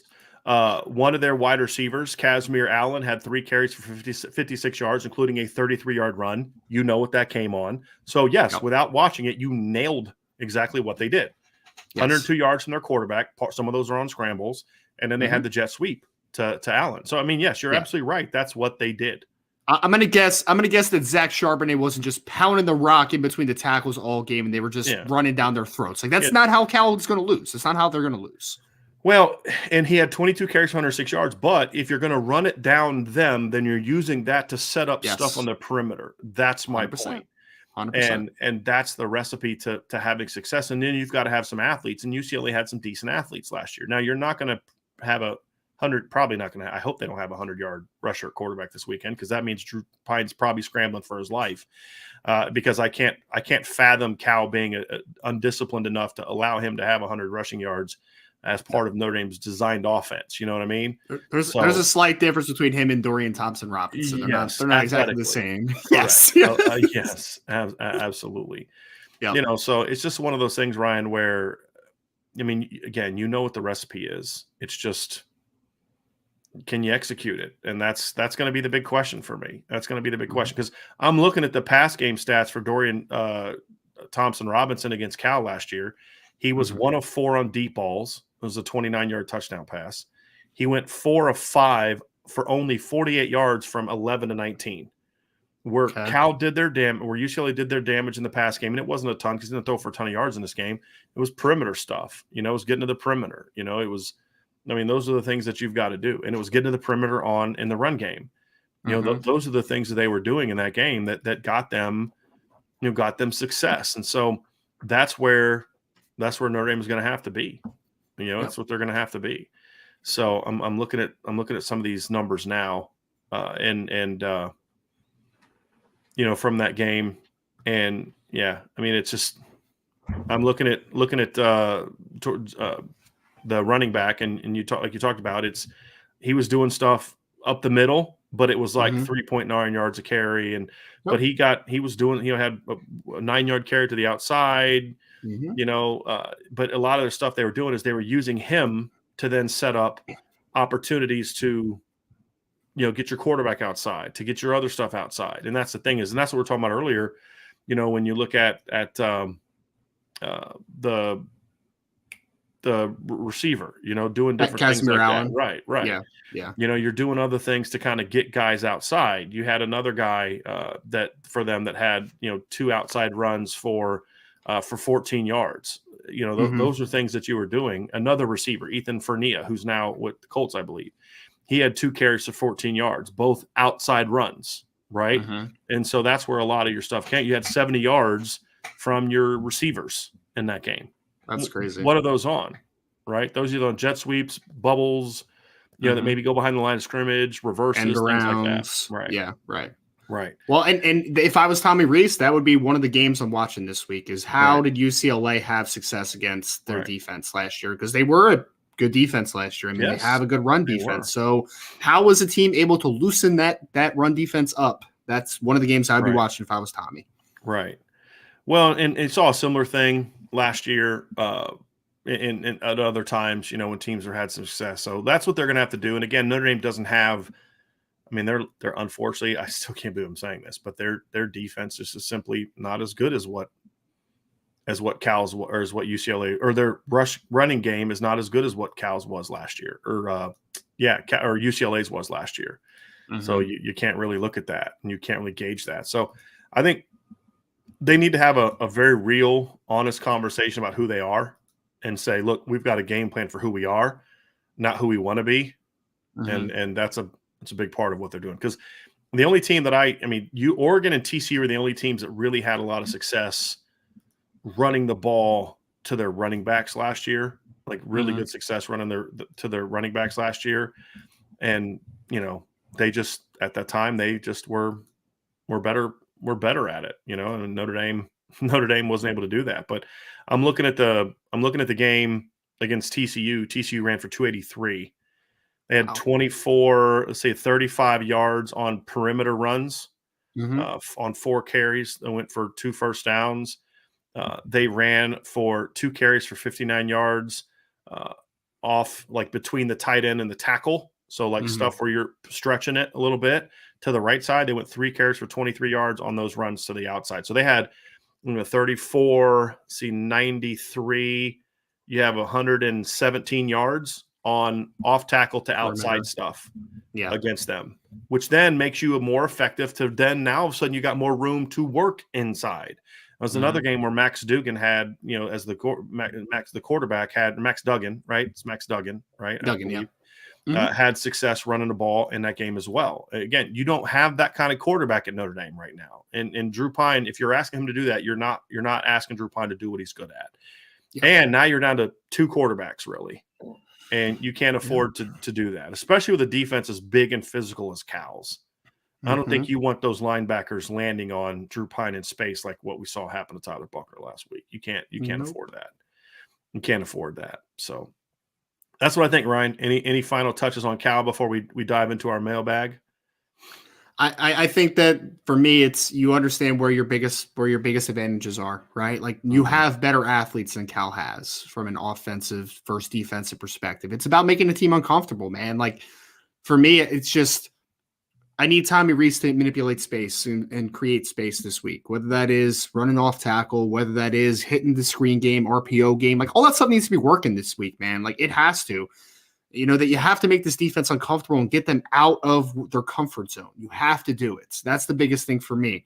Offensively, when Cal's on the field, you need to win the trenches, man. Like you just need to. You need to understand, if I'm a self-evaluating team, I need to understand where are my strengths on paper, and I need to capitalize on it. Like I feel like they just haven't in the first 2 games, more so the Marshall game, where they have a clear advantage. They haven't been able to take advantage of it. And this is the game to get right, man. Like we talked a lot about yesterday about you have, or maybe it was 2 days. It was yesterday. I think, I don't know. These days all blend together, but either way, you evaluate and on paper, this is where we win, and you have to go out there and you have to make it an actual thing, right? Like at the end of the day, you can't evaluate yourself and say that you are less athletic than Cal. You can't do it. Right. You know where your advantages are, but at the end of the day, Notre Dame needs to take that on paper stuff and they need to make it an actual thing. Because right now, it's not an actual thing. They haven't been able to capitalize on what is conceivably their advantages. So I think it's a pretty easy to see where the advantages are. Notre Dame has to capitalize on Saturday. Yep, absolutely. So that's going to do it for this portion of our show. We will have a mailbag next, so don't go anywhere. But before we get to the mailbag, we do ask that you hit that like button, hit that subscribe button, hit the notification bell, share this podcast, leave us a 5-star review, because if you're listening via podcast, the mailbag is going to come out in a different show. But for you all watching on the YouTube show, obviously we will just transition right smoothly to that. So again, please leave that like, subscribe, hit that notification, share this podcast, sign up for the message boards, all that good stuff. I can only imagine what's in the chat right now. See you shaking your head like that, Ryan. So we will get to the mailbag portion next, but thank you for joining us for this breakdown of the Cal offense and defense. And remember, we will have a 6:00 show tonight. The guys will be talking a lot about what Coach Freeman discussed today at his press conference. So it'll be quite interesting on the IB Nation Sports Talk Show tonight at 6 p.m. So, Ryan, let's get into the mailbag. And we don't have a ton of questions yet, so get those rolling in. But we do have some questions. And I'm going to start off with Tim Sully. I mean, we'll make predictions tomorrow, but I think this is where a lot of people are, Ryan. Tim Sully says, "Tell me we're going to win this weekend. My heart can't take another sad Saturday." Tim, we're going to win this weekend, sir. I guarantee it. No, but I do think Notre Dame is going to win, but I'm not going to guarantee anything. Yeah. I mean, look, they should, Tim. I don't know if they will. They should. I mean, look, guys, I kind of went off on this a little bit yesterday, and I wrote an article about it. I'm so tired of the talent thing. You want to say Notre Dame's not talented enough to beat Alabama and Georgia? Fine. Okay, sure. Everybody agrees that. If they play 10 times, Notre Dame's not going to win more than half of those games. We're talking about Marshall and Cal, man. You can't tell me. Look, and you're not going to find a more harsh critic of Brian Kelly than me. This notion he left the cupboard bare. Brian Kelly didn't do what he needed to do to get the roster where it needed to get to, Ryan, but this is still a top 10 roster. Guys that have been good players didn't all of a sudden stop knowing how to play football. 100%. And I get so tired of that. I get so tired. It's Cal. If they lose this game, it's a leadership, it's a coaching, it's a toughness problem. It's not a talent problem. It's definitely not an athleticism problem. So should they win this weekend? Yeah, they should. They should have beat Marshall. Honestly, they should have beat Ohio State the way that both of those teams played. Notre Dame played like crap and still hung with them for 3.5 quarters. So should they? Yes. But I just don't know where this team is, Ryan. This is the biggest thing for me. I don't know where this team is from a leadership standpoint. I don't know where this team is from a character standpoint right now. Football character. I'll never publicly question a kid's character unless I say specifically, this kid did this and he's a bad kid. And it would be very rare. I'm talking football character right now. I have pretty consistently, Brian, talked a little bit about this in the summer leading up to the game, into the fall, and even after Ohio State ends Marshall. Like I don't know what player on this team outside of maybe Brandon Joseph gives this team juice. Like I just don't know who that guy is, man. Like that's the biggest thing I want to see in this game outside of a victory is I want to see who the leaders are on this team. I know who the captains are, right? Like I know who are supposed to be the leaders, but I need to see the guy that inflects that juice. Where's Kyron Williams, right? Like Kyron Williams was a really good football player, but the best thing that he did was you knew that he always had the juice going, man. Like he had those guys fired up to play football. I don't know who those guys are right now, but Notre Dame needs to find them. They need to find them. Yeah. Leadership is going to be a big part of this game on Saturday. I'm talking top down, and this is players as well as coaches, top down. Yes. It's a question from John A1. What is a performance outcome Notre Dame fans should demand this week after what we've watched the first 2 games? So I'm gonna rephrase this, Ryan, because expect and demand are 2 completely different things in this context. Yeah. I'm not dismissing John's question, but I think we kind of just talked about what the expectation is. We don't know what to expect. But I'm going to ask you this question this way, Ryan. What is a performance the outcome Notre Dame fans should demand this week after what we've watched the first 2 games?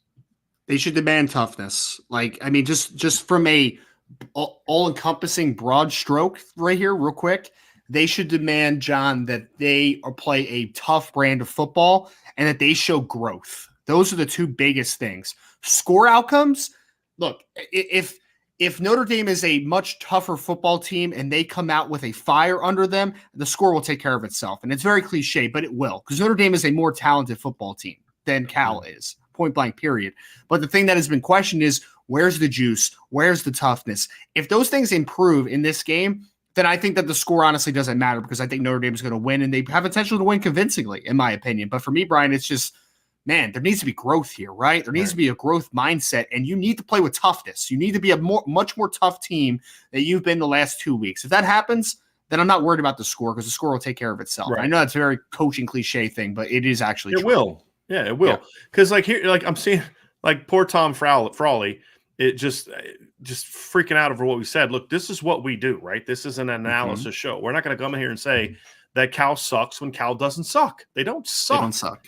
There are parts of this team that are good football teams. We said many times there's not a bunch of first-round draft picks running around here. This is a well-coached physical football team that has some speed on the perimeter, right?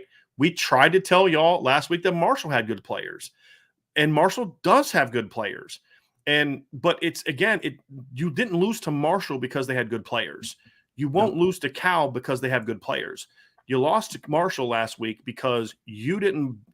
What do we? It's about Notre Dame. Notre Dame did not play to their potential. They didn't coach to their potential. They didn't play with fire. They didn't play with energy. They got punched in the mouth and they didn't punch back. Yep. Right? All of that stuff is a problem. If, like you said, Ryan, if the players play to their potential and the coaches have just a solid game plan, this is a W, because Notre Dame has better players. But we're also not going to sit here and spend every week telling you guys, oh, this other team sucks and there's no players there and all this other kind of stuff. And then we're all shocked when this team, wow, where'd this guy come from? You know, who's this guy? You guys didn't talk about that guy. They have talented players, but it's not to the level of talent that they should beat Notre Dame. It's not. Same with North Carolina. It's going to be the same thing with North Carolina. It's going to be the same thing with BYU. It's going to be the same thing with every team until Clemson. They do not have the players to just out-talent Notre Dame. But they all have the talent to beat Notre Dame if Notre Dame keeps playing like they have the first 2 weeks. That's the reality. And that's what makes it unknown, Ryan. So to your point, what's the demand? I want to see a team play that pissed off. Yes. Right? Not pointing fingers, not blaming. I want to see a team that plays pissed off, and I want to see a team that plays disciplined. I want to see those 2 things, and Notre Dame wins this game on Saturday. I want to see Jared Patterson's anger and aggression after the football game harnessed into a game. Like, that's what I want to see, right? Like, he was pissed off and he was upset. And did he display it the way he should have? No, absolutely not. But I do like that he was pissed off in that moment, right? So now you need to harness that. I want to know who he's pissed off at. That's my big question mark. That is the biggest question. But either way, I want him to take that now and come out and hit him in the mouth. Like, that's what I want to see. And I want to see that across the board, not just from one player, not from 2 players. If Notre Dame is sitting here and just okay with being 0-2 after a loss to Marshall and just go into this game in the motions, then it's not the team. Like, it's not there, right? But I have a hard time thinking that guys like Maris Loifau and the talent that you have across the board, the Blake Fishers of the world and Aldrich Estimes and Brandon Josephs and Isaiah Foskey. I've had a hard time to believe, Brian, that like those guys are okay with what's happening right now. And if they have any type of juice in them, this is the week to unleash it. This is the only week to show that you are not going down swinging. Because right now, this thing could go sideways in a hurry, or you can get it back on track, and it could be still a solid season, right? It's not going to be a great season anymore. But can you get it back on track? That's what we need to see this week. Right. Toughness. Absolutely. It's a mental and emotional thing this week. And honestly, I'll say it again. And we have a super sticker here from Brian from New York. Thank you, Brian, with that. Appreciate that very much. If Tobias Merriweather does not play this weekend, I'm not talking about 5 snaps. I'm talking about he is now a part of the receiver rotation, if not starting lineup. Then that tells me this offensive staff hasn't learned a thing. They have not learned a thing about what went wrong in the first 2 games. If we don't see a game plan that does a lot of things that we talked about, it's going to tell me that this offensive staff has not learned a thing. That they're just, no, it's the players aren't executing what we're doing. Like when coaches don't change stuff that's not working, that's a sign that tells you in their minds, they don't think they are the problem. Right. They think the players are the problem. And to me, if the coach realizes, hey, we're not putting these guys in position to be successful, which happens, right? It happens. What do you do about it? If they still think that Jaden Thomas is the guy that should be playing 50 snaps a game, then you're not being fair to Jaden because he's not ready for that yet. And this isn't a knock on Jaden. It's just me. He's not ready for that yet. If you're not doing things to get movement from Lorenzo and Braden Lindsey and Chris Tyree, and you're not making Chris Tyree a focal point, it tells me you don't get it yet. You don't think you are a part of the problem. If we don't see Tobias Merriweather playing and we still see a ton of 12 personnel against this defense, then it tells me that you think the player's the problem and you don't think you're the problem, and they're going to struggle. And that's my concern. And that's the unknown about this game. It's easy to see, Ryan. It's easy to see. But will they do something about it? That honestly is my biggest concern. Now, if they do all those things, it's going to tell me, you know what? They reevaluated themselves, said, hey, we're not the team we thought we are. This is where we think we can have some success. Let's get to it. Because if they ask Drew Pine to execute the same kind of offense that Tyler Buckner executed the last couple of games, they're going to have some problems, in my opinion. 100%. So, yeah, it's frustrating. If they come out offensively and they just keep everything condensed and run a bunch of 12 personnel, then they haven't learned anything. Nothing. We'll see. Nothing. And honestly, I'd be surprised by that. I would too. And maybe that's just me being naive, but I would. I'd be surprised. I'm going to give their football minds a lot more than that. Yes. Again, because they're smarter than I am. So and Tommy Reese doesn't like losing. I know that. You can think whatever you want to think about Tommy Reese, and that's fine. They're 0-2. You can think whatever you want, and he has to own it all, and we have to own it all. But I know he doesn't like losing. I know that for a fact. Sure. And I know this stuff pisses him off.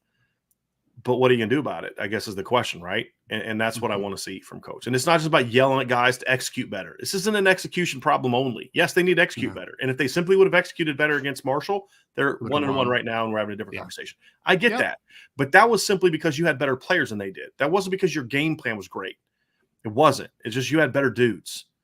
And that's the thing you look at. That's the concern I have is, are they going to look at those missed opportunities and say, hey, guys, see, just keep doing what we're doing. If we just execute, we're going to win. No, that's Marshall. That's Marshall. You still got your butt kicked on the ground against Marshall. You still couldn't protect the quarterback against Marshall. That's not an execution thing. You had scheme problems. Yes. Were there execution misses? Yes. Did those cost you the game? Yes. But the game plan is what kept you. That would have meant you to won, 27-13, Ryan? 27-12 instead of 45-12, which is what it should have been. That's my point. That's my whole point about it. All right, here we go from Brian J. Irish. How many times will Notre Dame run it on first and second down, then throw it on third down? Is Notre Dame really that scared to throw the ball? I mean, look, I don't think that's a fear thing. I think that's a trust thing. I also don't think that's super accurate from how the game played out against Marshall on Saturday. At least not early. I mean, it happened a couple times, but at least not early. But I would say, Brian, for me, that's not a fear thing; it's a trust issue. Because Tommy Reese was a quarterback. You don't think Tommy Reese wants to throw the football? I don't think that's a fear issue. I don't. Right. He doesn't trust his quarterback to execute it, his line to block, and his receivers to catch the ball.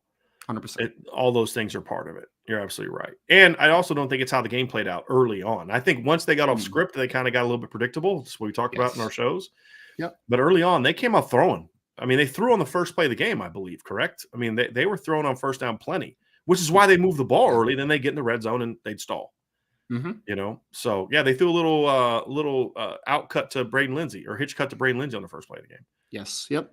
I believe it was an RPO. So, and that's the other thing too, is a lot of their runs on first and second down were RPO calls where the quarterback thought the read was that he should give it, and sometimes it was, and sometimes it wasn't. Right. All right. Sean Rogers, let's simplify the defensive play calling and let these kids get after Cal's O. And for the love of all things holy, can we please see Tobias this week? I agree. Agree with you 100%. Sean, Brian, I just want to see 4 down the majority of the time for the defense and just let them go, man. Just let them go. I want to see it. Attack. That's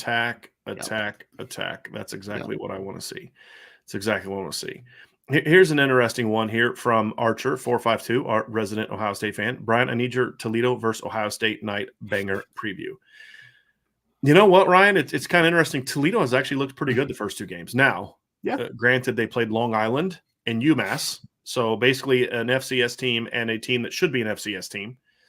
LIU should not be an FCS team. They should be a Division II team, but that's another conversation. They played an FCS team that should be Division II, and they played an FBS team that should be FCS. But they handled business, 137-0 and 55-10. They've run the ball relatively well the first two games. They've thrown the ball relatively okay, but it's just really hard to say. The reality is Toledo just doesn't have a lot of talent.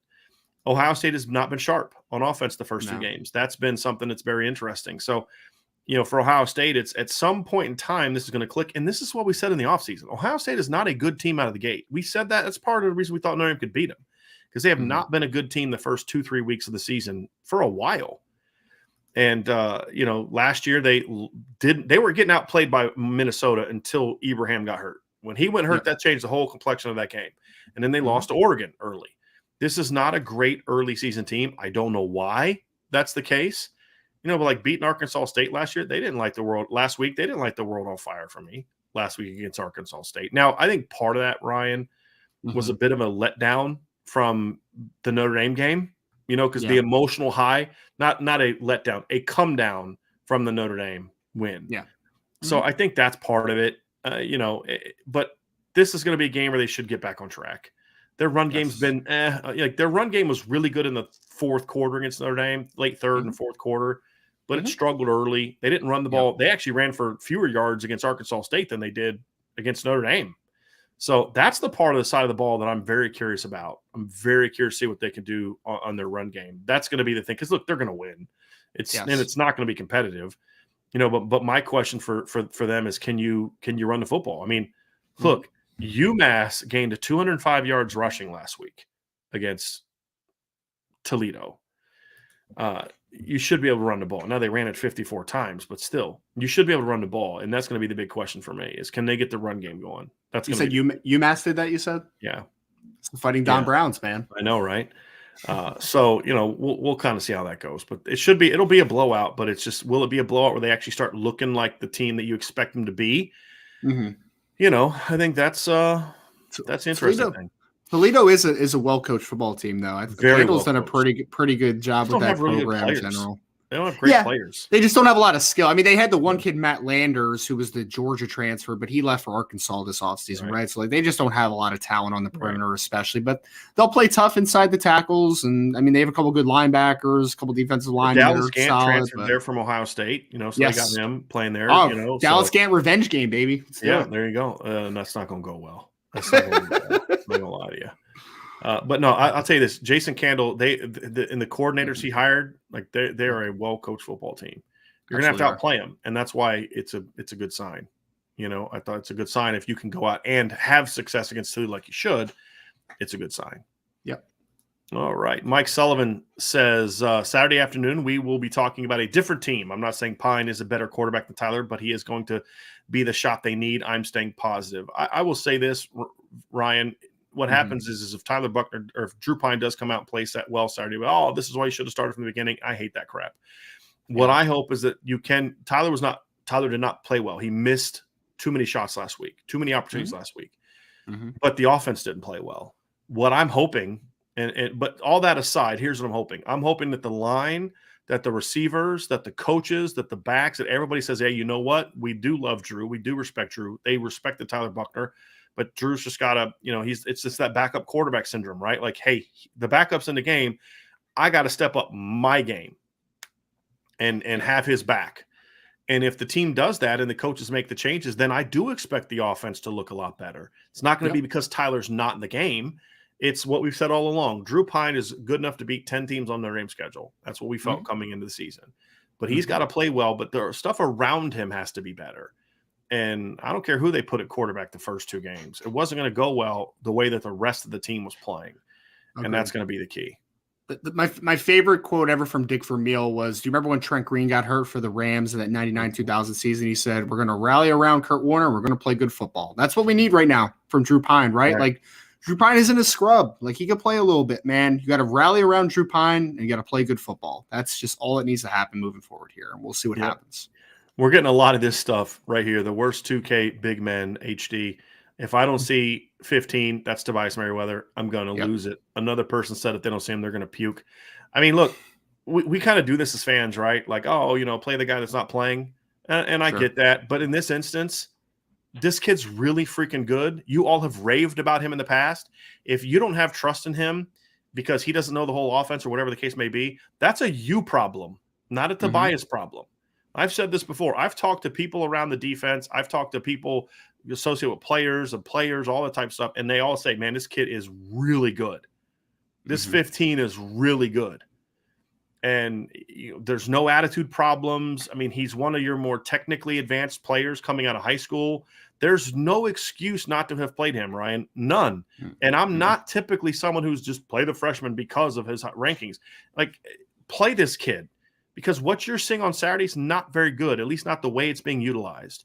And I believe if you put him in the game and use him, then that will help make other guys better. It's not even that Tobias is going to go 9 catches for 160 yards. It's not that. It's that if he can give me 4 for 60, that's going to then make him a weapon that then says, hey, boundary defense, you got to respect 15, which is then going to open up some of the stuff for Michael Mayer working across the field. It's going to open up some of your field looks and things along those lines.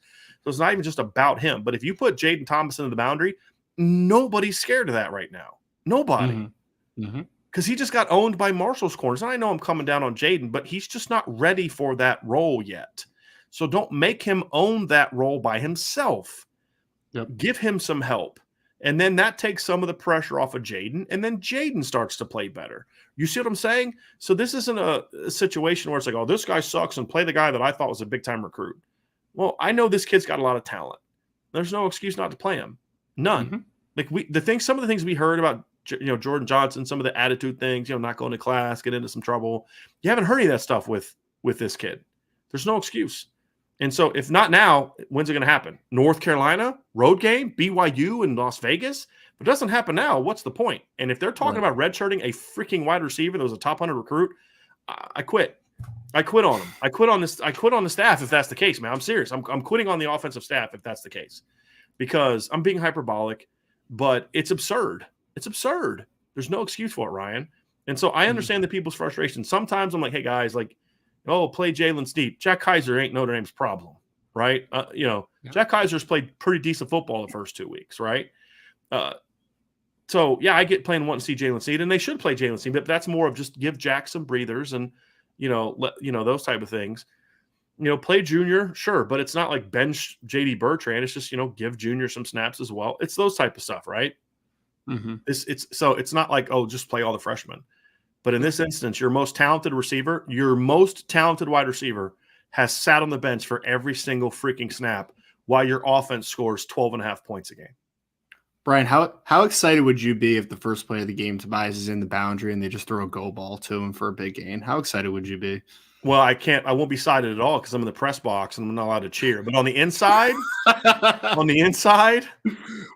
you going to say in the post game show? Then maybe I should rephrase that. Maybe not in the moment. About freaking time. Right. That's what I'm going to say. That's what I'm going to say. I love it. That's absolutely what I'm going to say.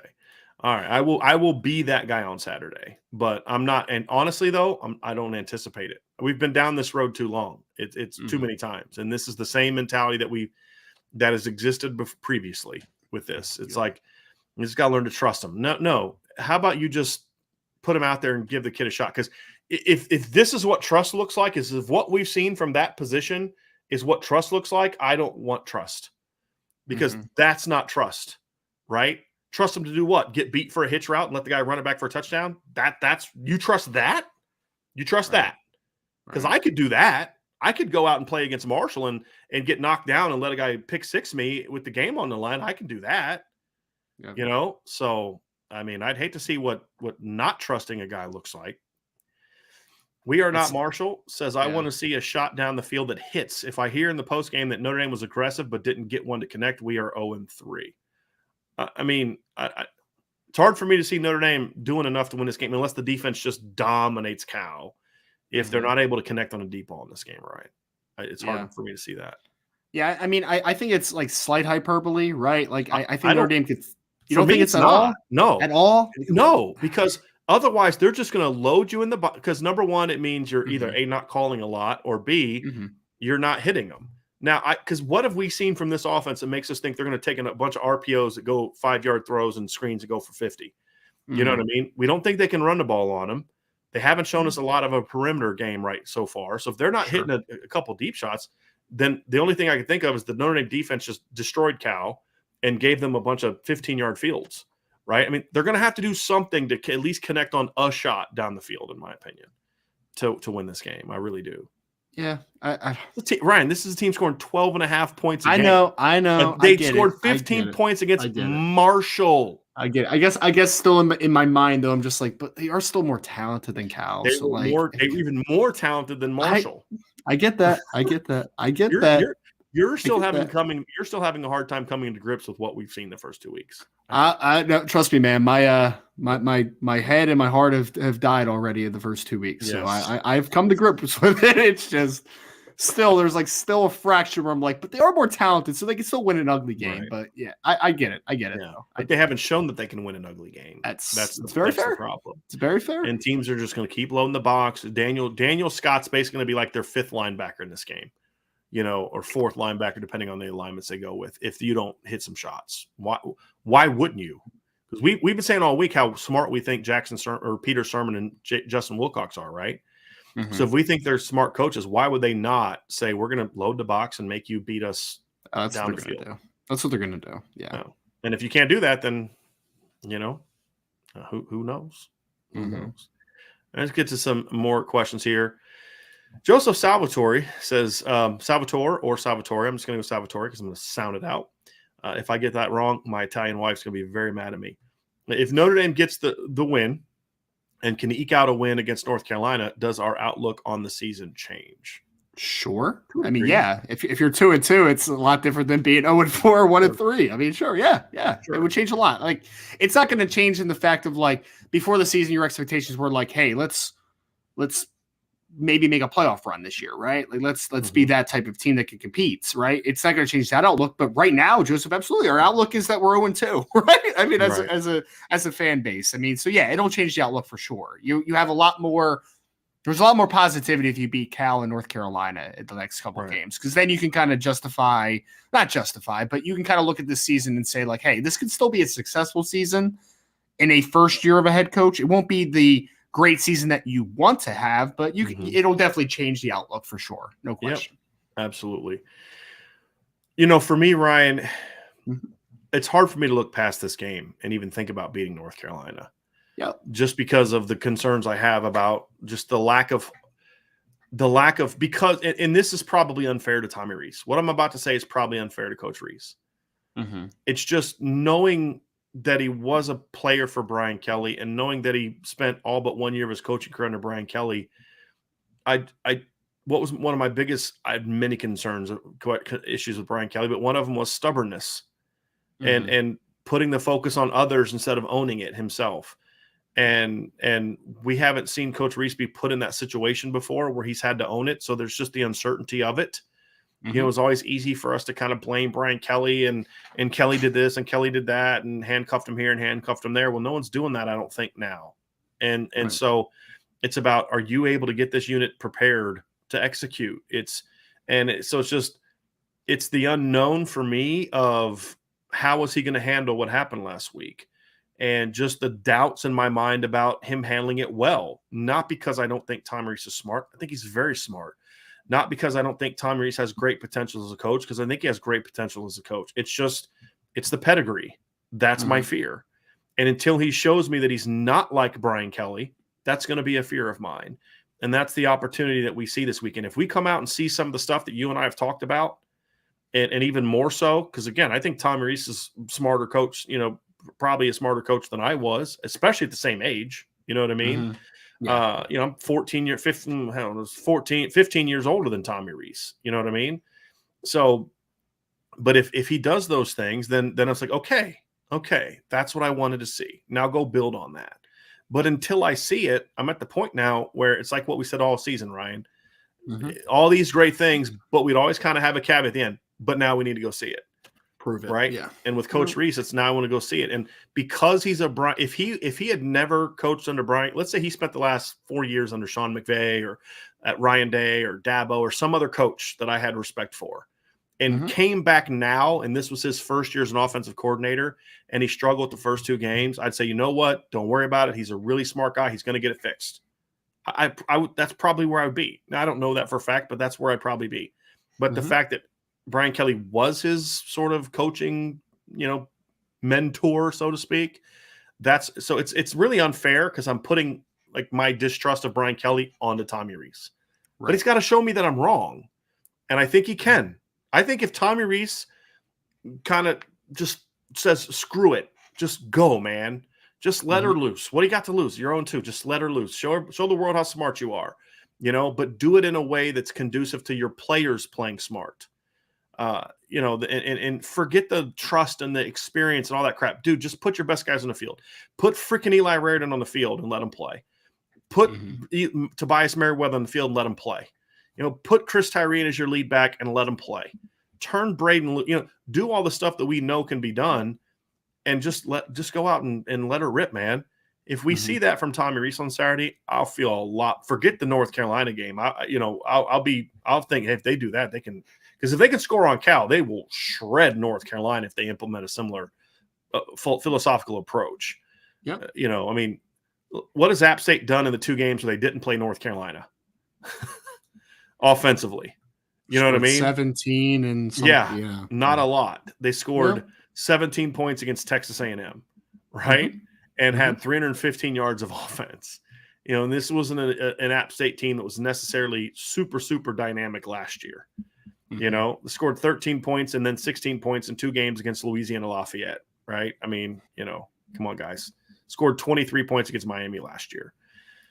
So, those are the things that, that I need to see. But I just have a hard time believing it simply because of the Brian Kelly aspect of it. I know that's not fair, but he's got to show me that I'm wrong and feeling that way. And I hope that he does. 100%. All right, here we go. Michael Hahn with a super chat. Zeke has no chance to block that nose given past evidence. And Michael, I think that's fair. And that's partly why I want to see counters. I want to see some buck sweeps. I want to see some G scheme. I want to see some outside zone, because those are all things where you're going to have your guards either helping Zeke or down blocking, and Zeke is moving. Right. Those are all things where I think we can see some of that stuff, Ryan. If they're running counter to whichever direction. So I would actually run counter. If the guy's head up in the nose, it doesn't matter.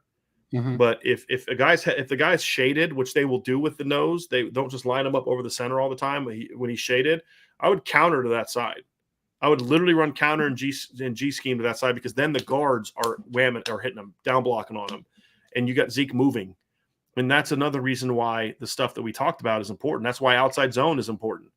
That way you're kind of getting some work on him. And that way Zeke can cut him. You know what I mean? Because if you're running outside zone to his side, Ryan, Zeke can just come off and cut him. Correct? That's still legal, I believe. And Lug won't be helping, because Lug should be working out there. So you don't have a chance of getting an illegal chop block. You know what I mean? Just cut that big boy. You can't do that on inside zone. If the staff comes out and says we're going to just have Zeke Correll drive block against Correa every single play, then that is a coaching mistake, right? If we're being completely honest. But sure, Michael, I agree. I don't disagree. I think that Zeke Correll will have a clear advantage from an athleticism perspective, though. So when we talk about the ability to work to the perimeter, like Brian's saying, with the different schemes like that, could be in his wheelhouse. But one-on-one against the 91 Correa kid, that's not going to be a recipe for success. But again, that would be a coaching issue if that is something where they're just like, nope, hit your head against the wall, Zeke. You're just going to block this kid one-on-one every single play and drive block. That's not the recipe for success. Agree. Robert Bishop with a question. Why is the shovel pass not in our playbook? It seems perfect for an inexperienced quarterback, and anytime someone uses it on us, we get gashed. Well, the big reason why, Ryan, is you can't run a shovel pass if you're getting pushed off the line. Yes. That's it. That's the point blank to it, man. You are running the football essentially when you're an offensive line running a shovel, right? Like your run action up front. So if you don't have the ability to move the football or to move the line of scrimmage, I should say, then it's not going to be successful. So to your point, and I mean, and honestly, it's nice to see a shovel every once in a while, Robert, but like that's not a staple. They're not 0-2 because of the shovel. They don't have a shovel. Exactly. I mean, how many times am I running a shovel in a game? Like once, twice. But you and I talked about that earlier in the week. Things you can do with Drew Pine at quarterback that you wouldn't do with Tyler. The other thing is you don't want to run a shovel with Tyler, and they've run in the past, but it's a play that you only run a couple times, really, and you catch teams, and now they have to respect it. I mean, I remember they did it for a 2-point conversion against LSU in the 2017 game. Remember they ran that little shovel to Josh Adams for the 2-point conversion after the Michael Young score. So we've seen them do it, but it's not a staple play, to Ryan's point. However, I think they can kind of make it somewhat of a staple. They may have to if, off of a read, as we talked about, like the power read, where maybe that's something you can do with Tyree or Estime if you're doing other things. So, but they're not 0-2 because they haven't run. And that's not what Robert's saying, but they're not 0-2, but there's a practical reason why shovel would probably not be in my repertoire the first couple games, or at least, you may need to do it now, but we'll have to see. We'll have to see. Now, some questions coming in, some great ones here today. You guys are doing a great job of these questions. Brian and Ryan, B. Ryan, Milton Fan 15 says, crazy hypothetical. Notre Dame runs the table the rest of the season and Hanley beats BYU, USC, and Clemson. Is there any chance at the college football playoff? Like, look, right now, I'll say this, Milton Fan. I am just hoping that Notre Dame can beat Cal. Like, that's my fear right now. However, in order for that to happen, you'd have to have multiple two-loss conference winners. Yeah. That would have to be the case. And I think there will be some two-loss conference winners this year. I do, but not enough for this to happen. Like, agreed.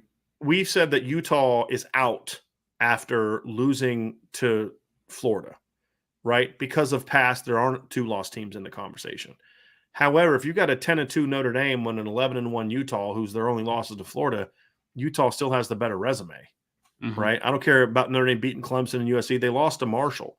The only exception would be is, like, let's say Marshall ends up being really good this year, but then it's like, okay, 11-1 Marshall, 12-1 Marshall would have a better resume than Notre Dame because they would have beat Notre Dame convincingly head-to-head. There's just so much into it that just, like, the playoff for me right now is not even on my radar. Is there a scenario in which Notre Dame could get in? Of course. It's rare. We have not seen it in 8 years where a two-loss team had a chance to get in.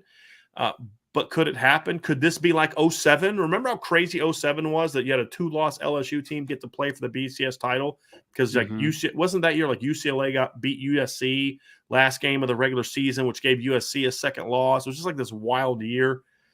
I think that's what the case was. Now it's going to bother me because I remember that being the case, where it was just such a weird year. But the point is, Ryan, it's unlikely. It's highly, highly unlikely. And the reality is that is like the furthest thing from my mind at this point in time. No. That was not the year they lost to UCLA. They lost to Stanford and Oregon in the regular season. Am I thinking of 06? Is that the year that, like, a bad UCLA team? Yes, it was 06 when USC was ranked number 2, and then they got beaten the last game of the regular season by UCLA, who at the time had I think was, see here, what was it? Would have been the record? They were 5-5 at the time, 5-6 at the time, something like that.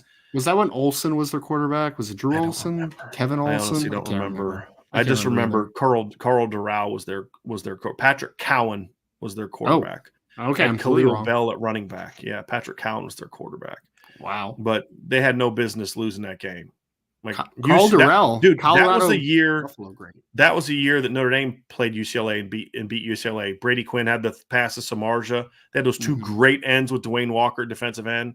But they lost to Washington that year. They lost to Oregon. They lost to Notre Dame. They lost to Washington State. They lost to Cal, and then upset number 2 USC.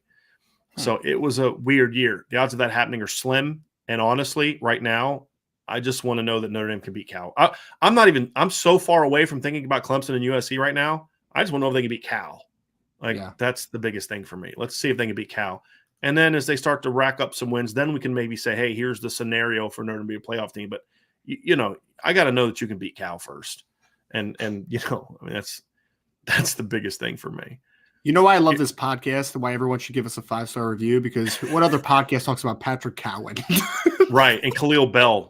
Bell, yeah. And it's talking about UCLA's upset win over USC in 2006.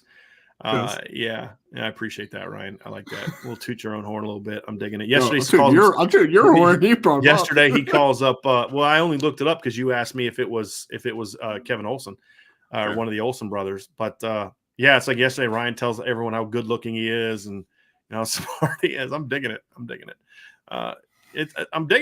Cajun Domer with a question. Brian and Ryan, could y'all rank the green jerseys? I prefer the darker green. 2016 is my favorite. I've kind of blocked out everything from 2016. They ran green again. They wore green in San Antonio against Army in 2016. Mm-hmm. I kind of like the problem for me with the green jerseys is, and a lot of times they've worn the green, they wear those mustard pants, and I think those mustard pants do not look good in the green and with green, in my opinion. I thought the best green jerseys, in my opinion, were the 2015 green jerseys against Boston College. I thought those jerseys were excellent in person. They were hard to see on TV, though. That was the problem because the numbers were also green. And so they looked sweet in person, but they were really hard to see on TV. I thought that uniform would have looked better with white pants. They wore green pants that day. I thought it would look better with white pants, but I just don't like the green jerseys with the yellow pants. The other thing is the green jerseys with the blue numbers. I don't like as much either. And I like green jerseys with yellow numbers. To be honest with you, I think those kind of look the best. But then I don't like those with the yellow pant, the mustard pants. So I'm not a huge fan of the green jerseys, to be completely honest with you. But I think there's a way to do it right that I really like.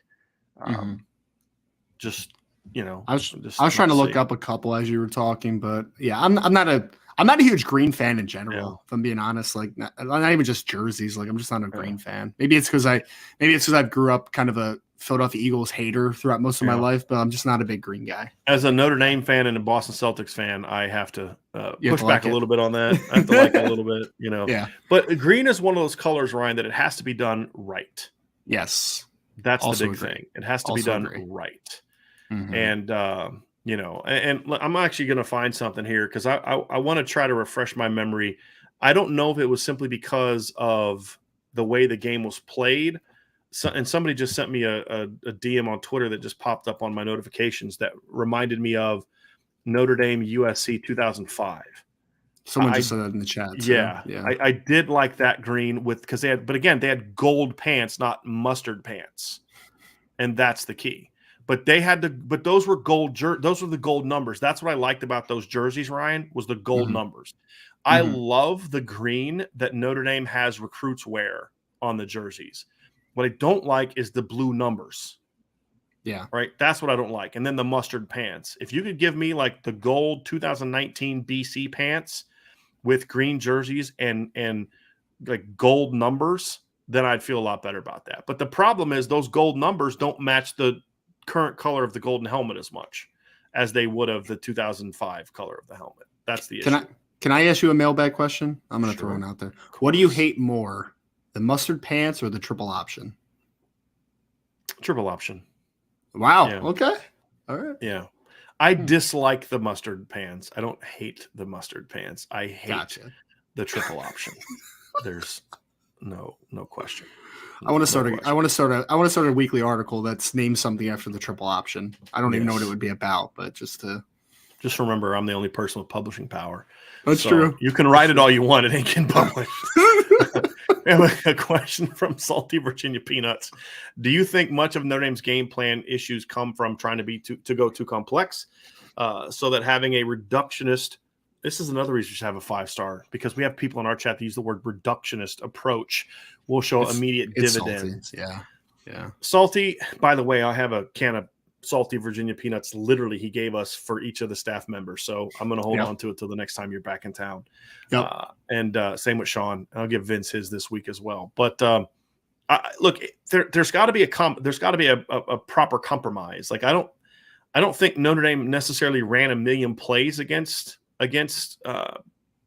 Marshall. It's just some of the stuff was so easy to kind of figure out.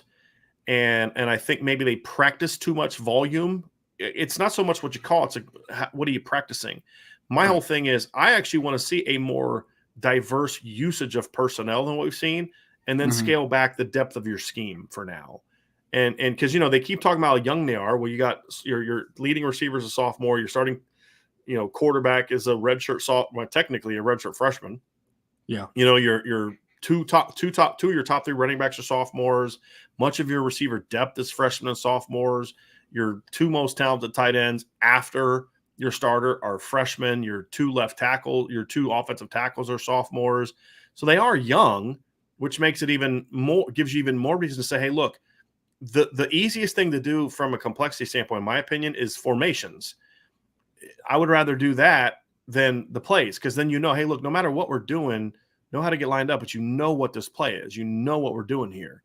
And that's also a reason why I think RPO needs to be a part of this too, Ryan, because that's where some of your complexity can come from, even though for the offense, it's not a lot of different things. Right. I think that's part of it as well for me. I think it's more I don't think it's a complexity versus simplicity issue all the time for Notre Dame. I think it's more I don't want to say misevaluation, but I think it's overthinking things sometimes, if I'm being honest. Like, I mean, which leads to what? To overcomplicating your process. Sure. Like, I get that. Yeah. Complex. Yeah. What I think Ryan's point is, complex doesn't always mean you're running 8 million plays. Sure. Yeah. Right. That's not always what complexity means. You can be too complex with your formations, motions, and shifts. You can if you're not doing it correctly. There's a lot of different ways it can manifest itself. Yeah. It's just like, Brian, like, it's a very simplistic thing to just say, like, hey, once in a while, I'm just going to throw a bubble screen out there. Right. And like, that's what you saw early in the game last week. Like, yeah, it's an RPO, so it's got like a little substance to it, but like the majority is like, hey, I'm just getting a bubble screen out there. I'm just getting a 5-yard out there off of RPO action. Like, that's simplistic stuff, man. And I think that Notre Dame has the athletes where they can make that stuff work, but just for whatever reason, they've overcomplicated their thought process. I don't think it's complex, though, from a structure perspective. I think it's an overcomplicated thought process, if I'm being honest. Like, it's right. I don't know. It's a good question, though. It's a good question. We were talking about the 2007 college football season, and somebody had mentioned a comment about it. I'm actually going to look this up because I didn't remember this part about it. But you know how wild the 2007 season was? Do you know who played in the Orange Bowl that year and was 11-1 going to the Orange Bowl that year in 2007? Kansas. Yeah, Kansas. Yeah. But you had the winner of the ACC all had 3 losses. Now some of those might have been bowl games, right? So that's part of it too. Like Kansas beat Virginia Tech, but you had they all had at least 2 regular season losses. The winner of the Big 12, Kansas actually had 1 loss in the regular season. Missouri was the representative because Missouri beat Kansas head-to-head, which then locked them into a rematch with Kansas or Oklahoma in the Big 12 title game. So the number 1 ranked team in the Big 12 going to that game was Missouri, and then they played Oklahoma, but Oklahoma had 2 losses already that year. They lost to Kansas State or Colorado and Texas Tech that year. West Virginia that season was another team that had 2 regular season losses. So, I mean, Ohio State in the Big 10 that year, they had 1 loss. That's why they played for the title that year. They lost to Illinois. You remember that? They had Todd Beckman at quarterback, lost to Illinois. They got blasted by LSU in the title game. Let's go down here to BYU that year had 2. So USC, the winner of the Pac-12, had 2 losses. The winner of the SEC East, Tennessee, had 3 regular season losses and then lost in the SEC title game to LSU. So your SEC East champ had 4 losses. Your SEC West champ had 2 losses and played for the title. And then you go down. And then if you remember correctly, that Hawaii team that year was pretty good. And Hawaii was undefeated until they played Georgia in the Sugar Bowl.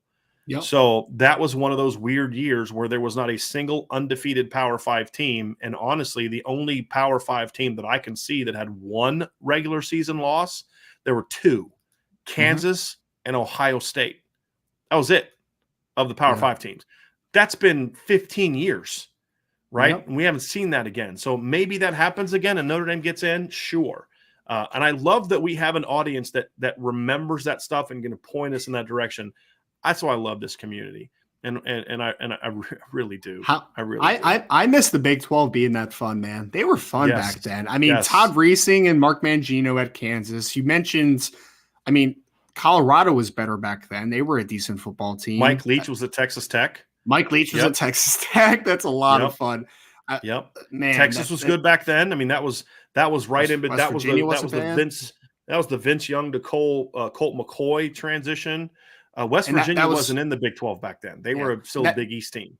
That's when Missouri should have. Missouri should always be in the Big 12, and for whatever reason, yes, Nebraska was in the Big 12 back then. Yeah, that was like Chase. That was like Chase Daniel, Jeremy Macklin from Missouri, probably back then. Yeah, that was Chase fun, Daniel man. was the quarterback. Yeah, you still had A&M in the Big 12 back then. That year, the Big 12 had 1, 2, 3, 4, 5, 6, 7 teams that year with a winning record out of 12 teams. Do you remember how much fun the Texas A&M rivalry was back then, man? Like with Jaworski Lane and all those dudes. Was it on Thanksgiving or was it the day after Thanksgiving? I can't remember, but I used to watch it every year. Yeah, I think it was always on a Friday or Saturday, if I remember correctly. I remember Texas was really good with Vince Young the one year.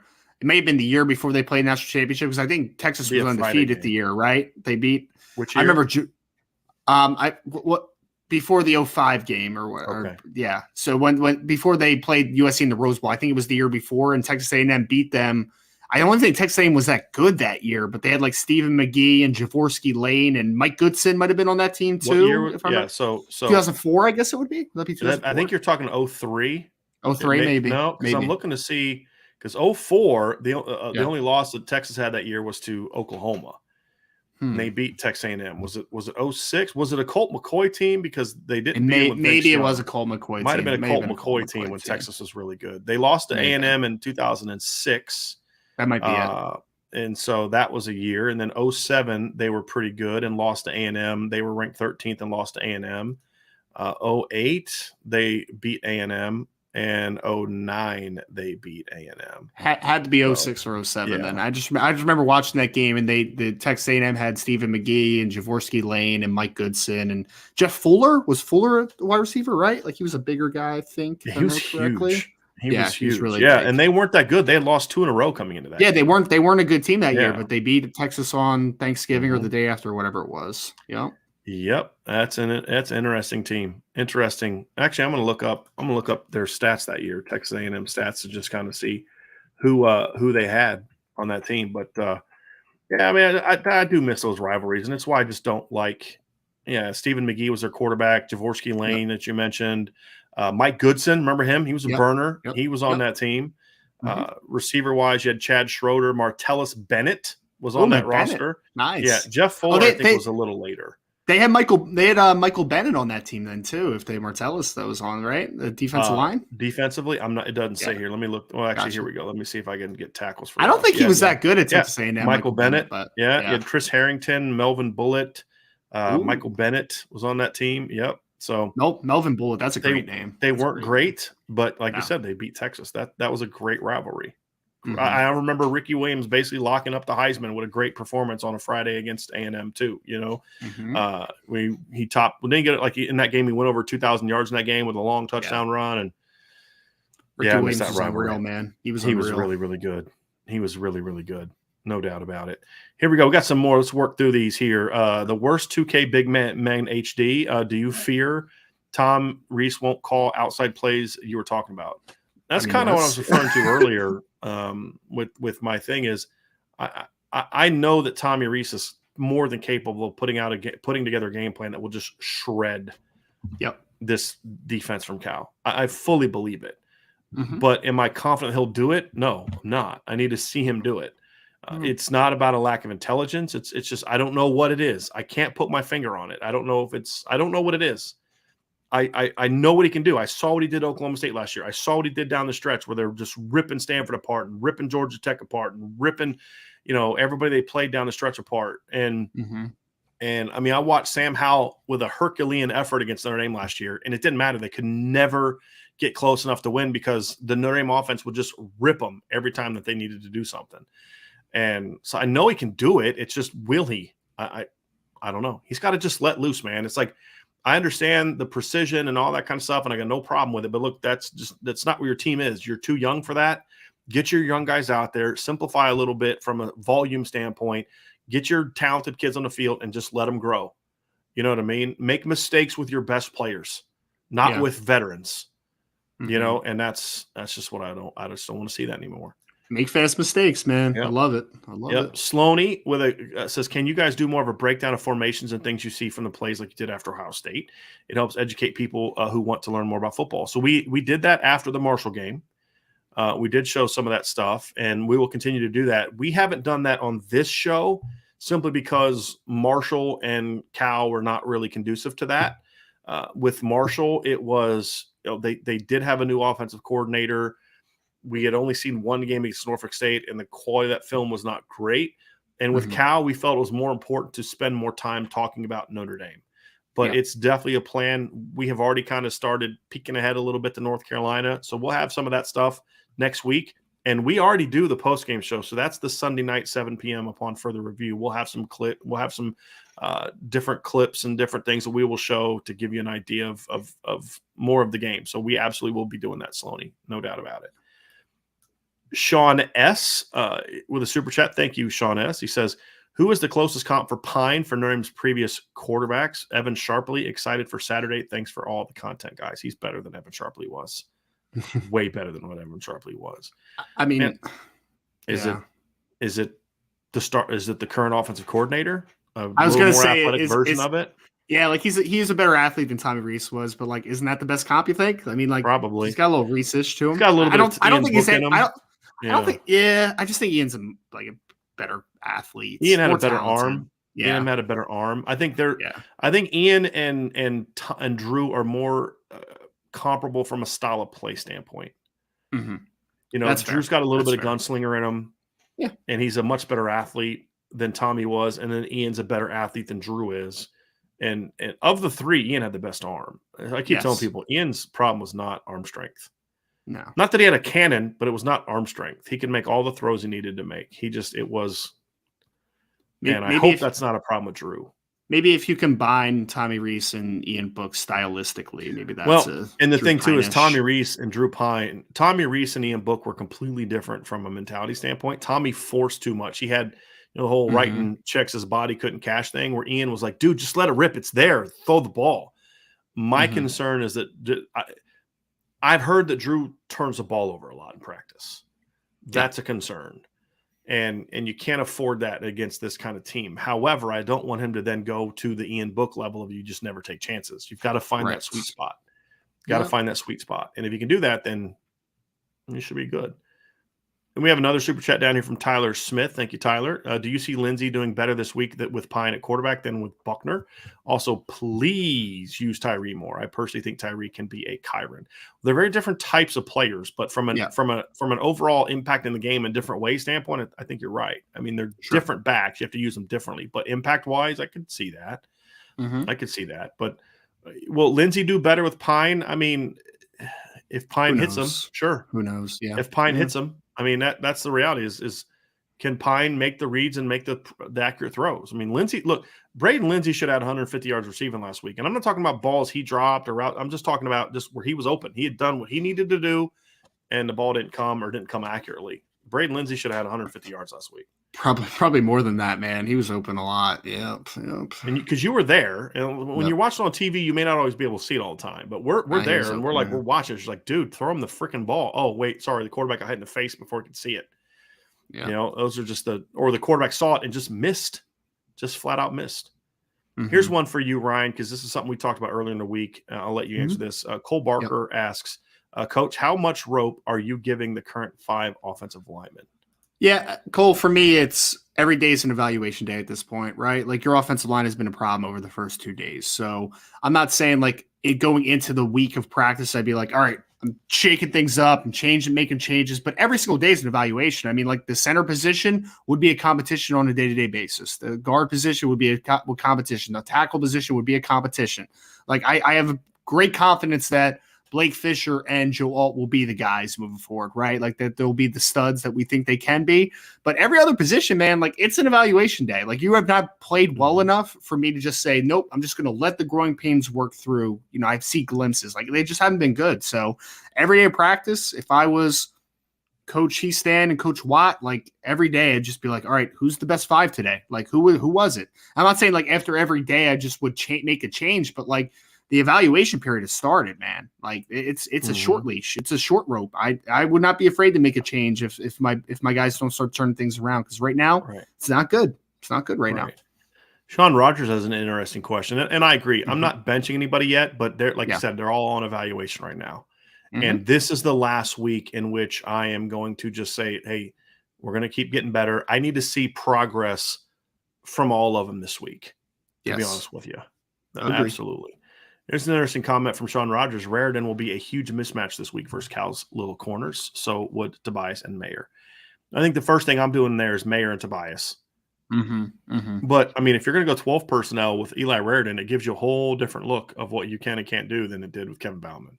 I'm interested to see it because, Brian, I mean, we saw a little 13 last week, right, where Eli did get some opportunities. So sometimes that's like kind of a small step to maybe a larger role. So did Holden Stace. Holden Stace played a little bit. Like I think it was like 3 or 4 snaps each.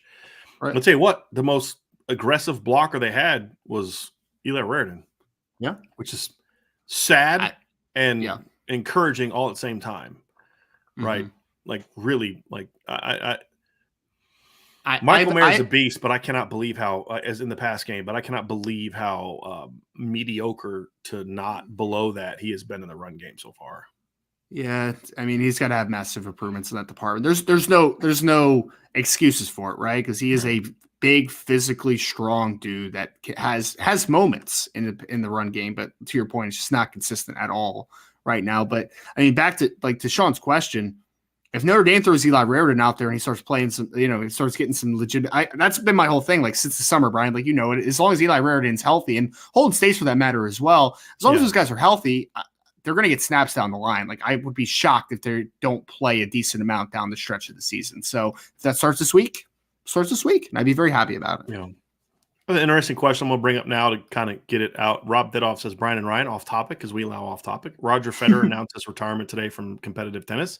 In your opinion, is he the greatest of all time? I say yes, but Djokovic is slightly behind. I'll be honest with you, Rob. I stopped paying attention to tennis when Pete Sampras retired. Wow, that's a long time ago. Yeah, at the time I thought Pete Sampras was the best. Just looking at the what is it called, the Grand Slam events, right? Or what's it called, the major events? Yeah, man, I honestly haven't paid attention to tennis in a long time. I actually do watch a little bit of tennis, man. I enjoy tennis. Yeah. Is Federer? Would you consider Federer? I like Djokovic more than Federer. And so I like him for reasons that have nothing to do with tennis.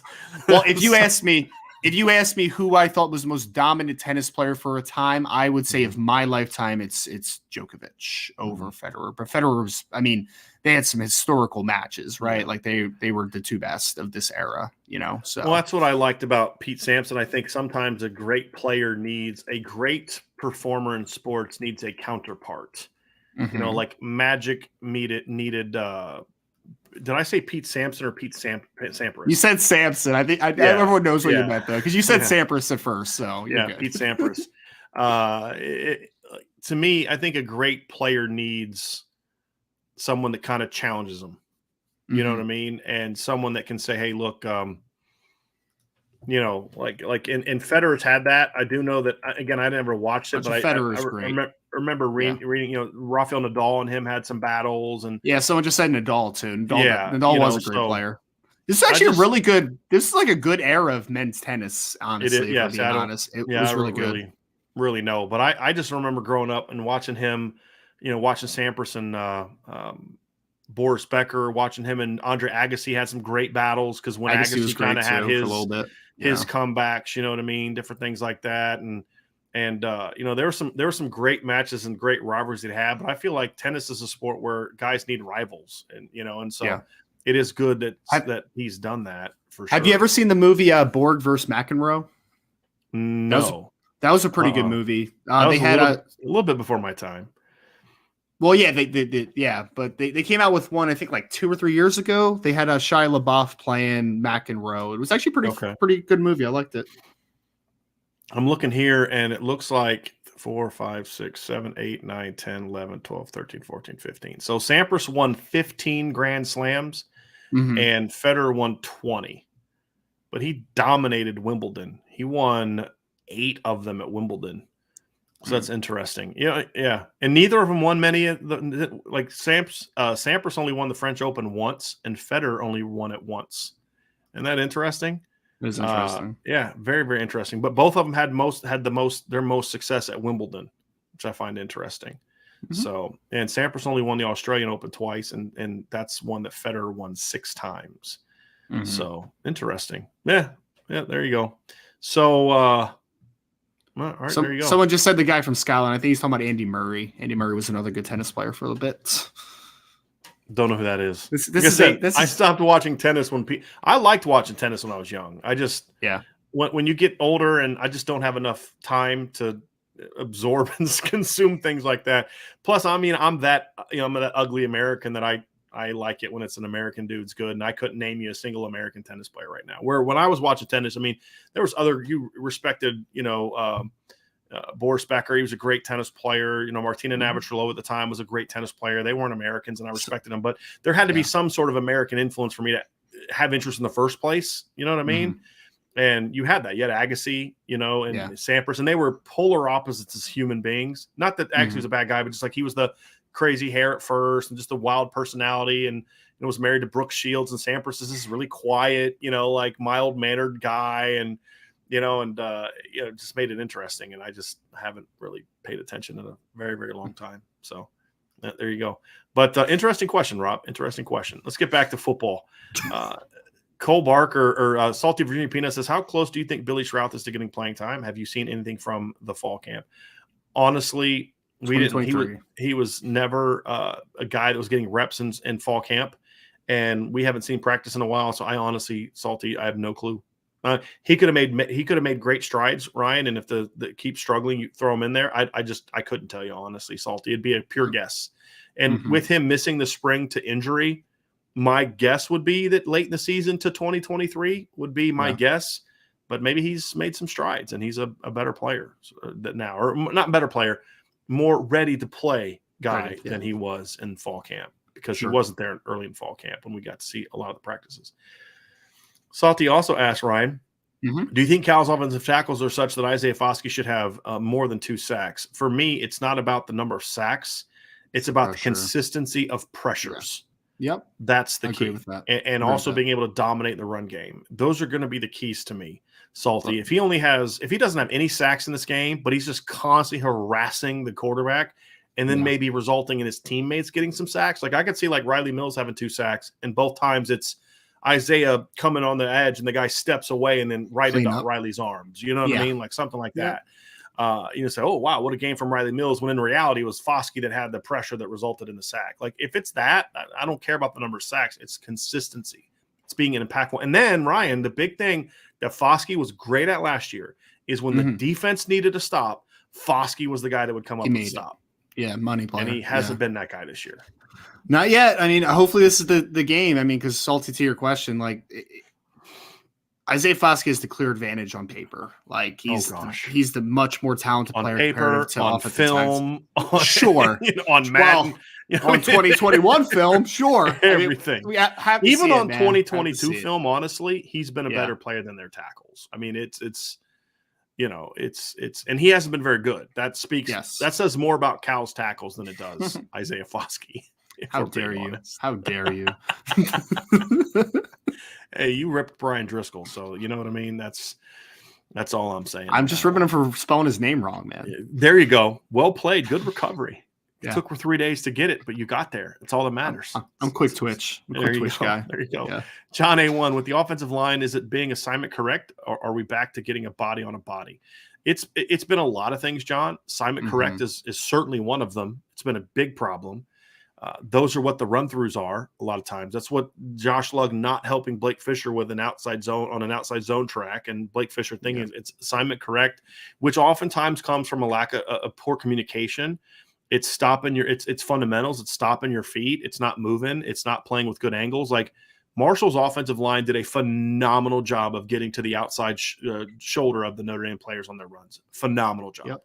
Notre Dame's defensive players did a poor job of avoiding that and getting off blocks, but Marshall's linemen did a great job. Notre Dame's linemen aren't doing that at all. Like really struggling with that. They're just not getting to the edge. They're not getting to the angles they're using are poor. That stuff has to start getting better too. So it's beyond assignment correct. It's assignment correct and not playing with good fundamentals.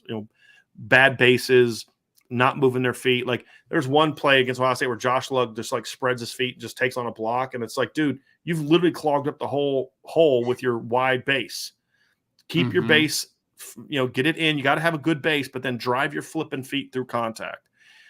Those are the things we're seeing. So they can't, and those things then lead to the inability to finish.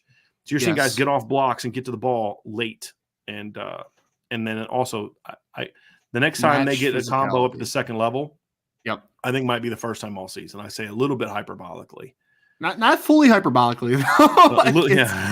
Yeah, to match physicality, man. Like that's, I mean, outside of just the technical side, which you covered brilliantly, Brian, like you have to match physicality, man. Like I just feel like there's a lot of passiveness in the blocking right now. Like it's just a lot of catching, feet not running on contact. Like it's just, you have to be more physical than you're playing right now as well. Yep. 99 problems with BK1. Here's the thing. I really like Tommy Reese. I think he's part of the frustration, which I think that's part of the frustration. I actually want to see the staff kill it, and it's stupid coaching things killing us. And that's a comment, not a question, Ryan, but I think in a lot of ways, you're correct. Yeah. I think he's spot on. It's not a thing where we spent all offseason hammering Tommy Reese and we're like, see, we knew it. We knew he stunk. We knew his BK. No, it's because we did have a level of, BK's gone and now he's going to go out there and do this. And it's like kind of feels like we just haven't seen what he's capable of. And he hasn't done what we thought he wanted to do, which was open that sucker up. Yep. And it's frustrating. Got a recruiting question here for you, Ryan. Keith Wiegand says, does Tayshawn Lyons have any other official visits after this weekend to Notre Dame? As far as we know, that is the only OV that he has set up. He will be in attendance for the Cal game. And if everything goes well, Brian, I mean, we anticipate this recruitment getting wrapped up relatively quickly. So we'll see what happens after the game. Got a question here from Irish Chi-Town. Brian, do you think we'll see more max protect against Cal? I really hope not, man. I hope you don't need to. Unless max protect is there's four guys outside and you only have one back. But I mean, obviously, if we're being true to what max protect means, look, I don't know. I don't know if we're in a situation, Ryan, where you're going to be able to scare them enough running the football to be effective with your max protection stuff. That's my concern. So I did want to pull this up, Ryan, because we did get I want to pull this up. We're going to share the screen a little bit. Okay. And Notre Dame has released what the jerseys are going to look like this weekend. So hopefully this screen share thing will work. We'll see. All right, it did. So I do want to pull this up here real quick. And they are going to have nameplates on the jerseys. You see the mustard pants are still a prominent thing. I kind of like those. Those are sick. Those are the white numbers. The white numbers or letters are awesome. I would still rather see gold numbers, but like I said, I don't love the blue numbers, but those I like those. The gold trim makes it look pretty nice though. Yeah, it outside does. of blue numbers. It does. It does. So yeah, I like those. Those are sharp. Those are sharp. Going to get a turnaround this week, Brian. It's not a guarantee. I hope so. I hope so.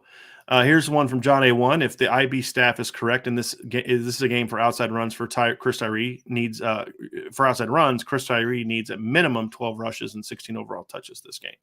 Would you say that is correct or incorrect, Ryan? I think that would be a very good number, John. I mean, again, I think that it depends what the flow of the game is. There's some context that I would kind of need to know to put an exact number on it, but 16 touches for Chris Tyree sounds fantastic to me. It sounds wonderful. I welcome it.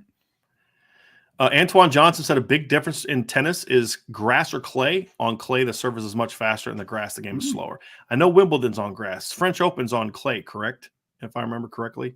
I believe it is. I believe the French Open is on clay, so that would explain why. Maybe that's why those guys weren't great clay players. So then the U.S. Open is on an artificial surface, correct? It's not. I believe so. Yeah, it's not grass or clay, I believe.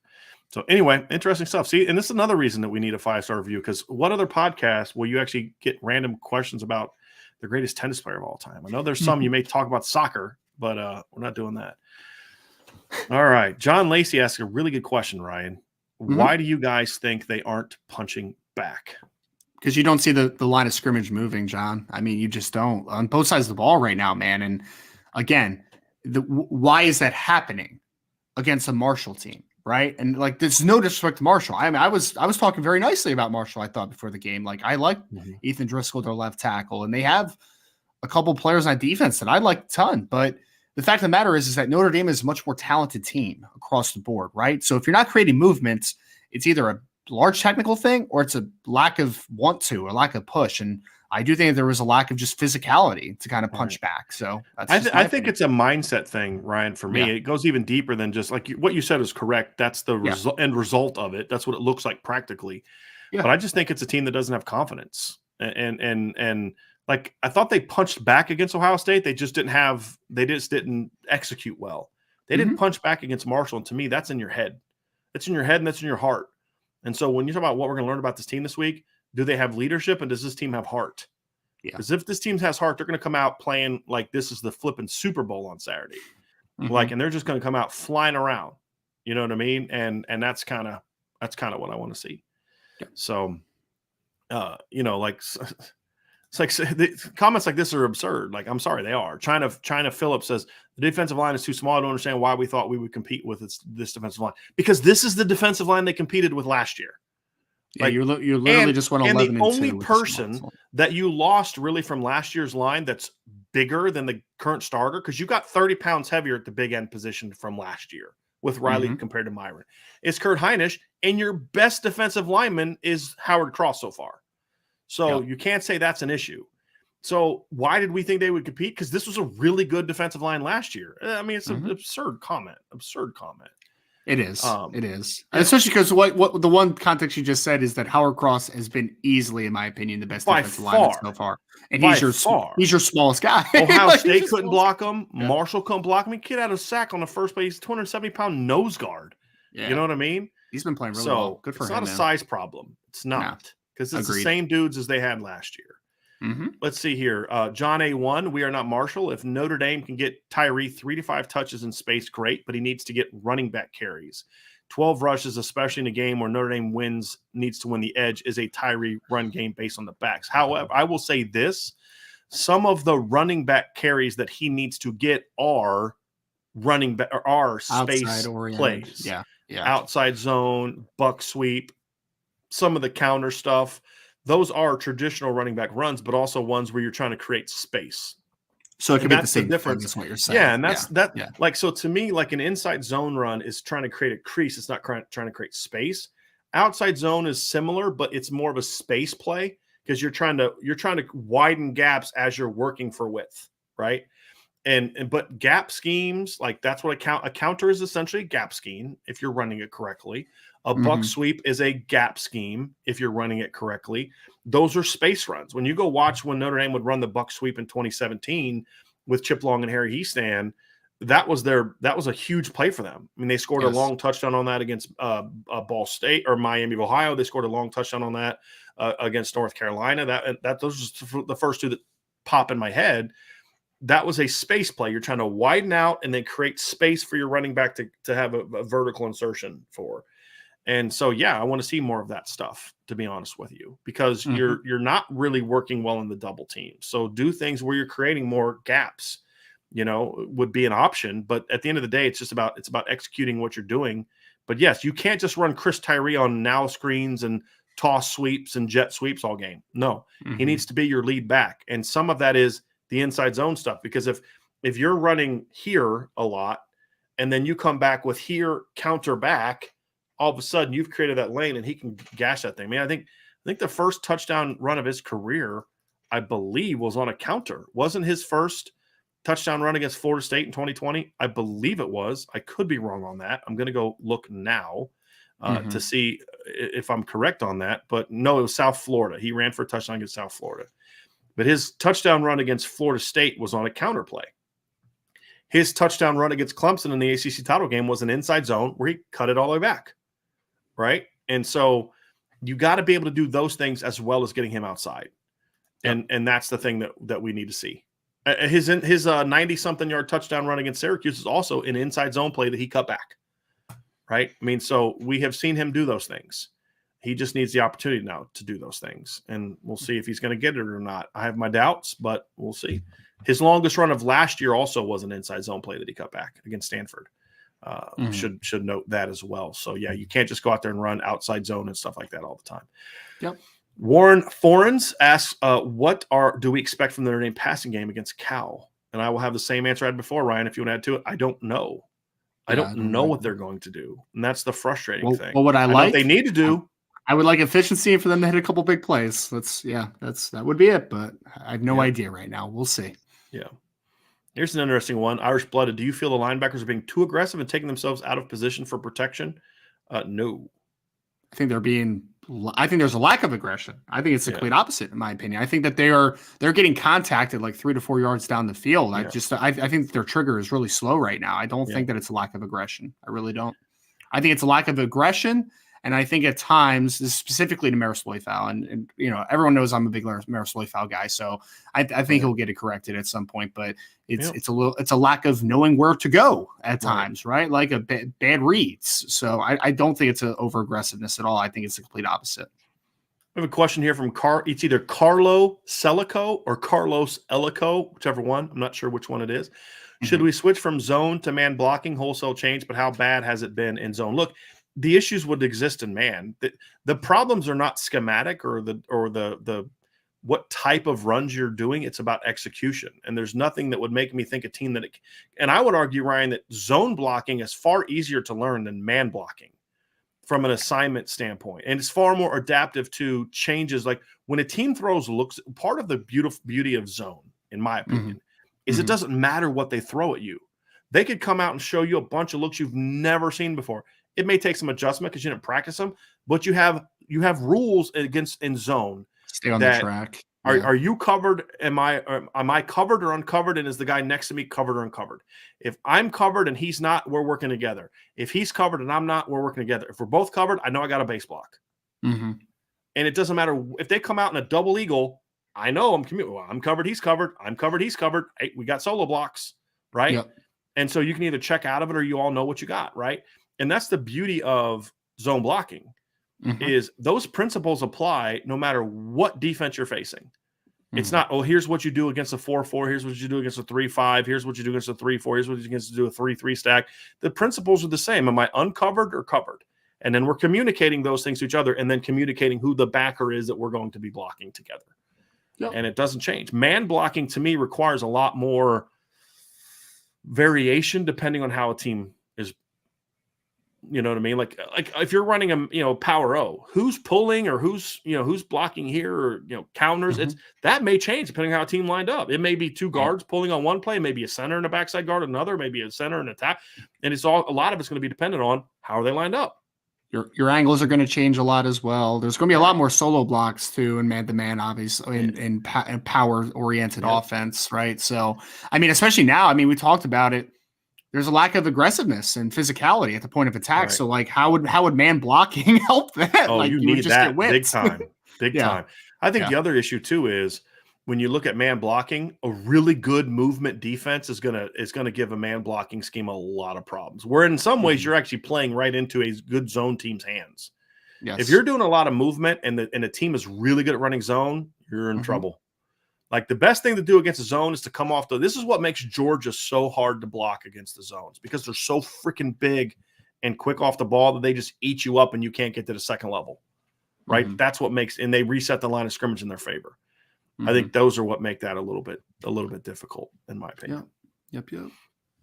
So those are my thoughts on that. So, that's going to be it for today's show, Ryan. We have some other great questions, but we need to get out of here. We got a lot of work to do today. Ryan has a very busy weekend coming up with recruits. We're going to have about 3 recruiting updates coming up later today. We have one on Peyton Woodyard, TJ Lindsay. We got some more. So we'll have that. Obviously, it's a big weekend for recruiting for Notre Dame. So I'm very curious to see how the discussion goes on Monday, Ryan, after Notre Dame is able to, kind of impress Tayshawn Lyons, in my opinion. Yep. So, Ryan, that is going to do it for today's show. I appreciate everybody for being with us today. 6 o'clock tonight, IB Nation Sports Talk will be back. Ryan and I will be back tomorrow with our predictions of the Notre Dame game. We'll talk some of the keys to victory, although a lot of those we ended up kind of talking about today, for being honest with you. Sure. So we'll get to that breakdown, and then we will also get to some previews and breakdowns of some other big games this weekend. So it's going to be I'll tell you what, man, the first 3 weeks of college football ended up having some really good matchups that maybe I wouldn't have anticipated. And Fresno was really close to upsetting Oregon State last week and making this Fresno USC game really interesting this week. But, that's going to be a good test for USC. Got A&M, Miami, BYU, Oregon. BYU has had a heck of a start to the season when you talk about the teams that they're playing. They're coming off of a win over Baylor. Now they get a game against Oregon. Very interesting matchups this week. A lot of very interesting matchups. So we'll talk about some of those tomorrow. We'll also obviously talk about them on Saturday from 10 to noon. Vince and Sean will be back to do the IB countdown to kickoff. So lots of stuff still coming up, everybody. Hit that like button, hit that subscribe button, hit the notification bell, share this podcast with actually the share button down below, but also let your fellow Notre Dame friends and family know about our show. One of the cool things was this week we had somebody at our tailgate, and they were like, yeah, I was telling a couple buddies at work about, I found out they're Notre Dame fans, and hey, you guys need to listen to Irish Breakdown. I'm like, oh, I already listened to Irish Breakdown. I love hearing stuff like that. So we had a lady that we had some work done in our house locally, and she's been super helpful us getting us kind of everything scheduled and taken care of. And she's like, yeah, it's telling my husband, that you cover Notre Dame. He's like, and so he goes, oh, I listen to their show all the time. So we love that stuff. So share what we're doing with your fellow Notre Dame friends and family. So that'll be it for us today. Thank you all so much for listening to the Irish Breakdown podcast.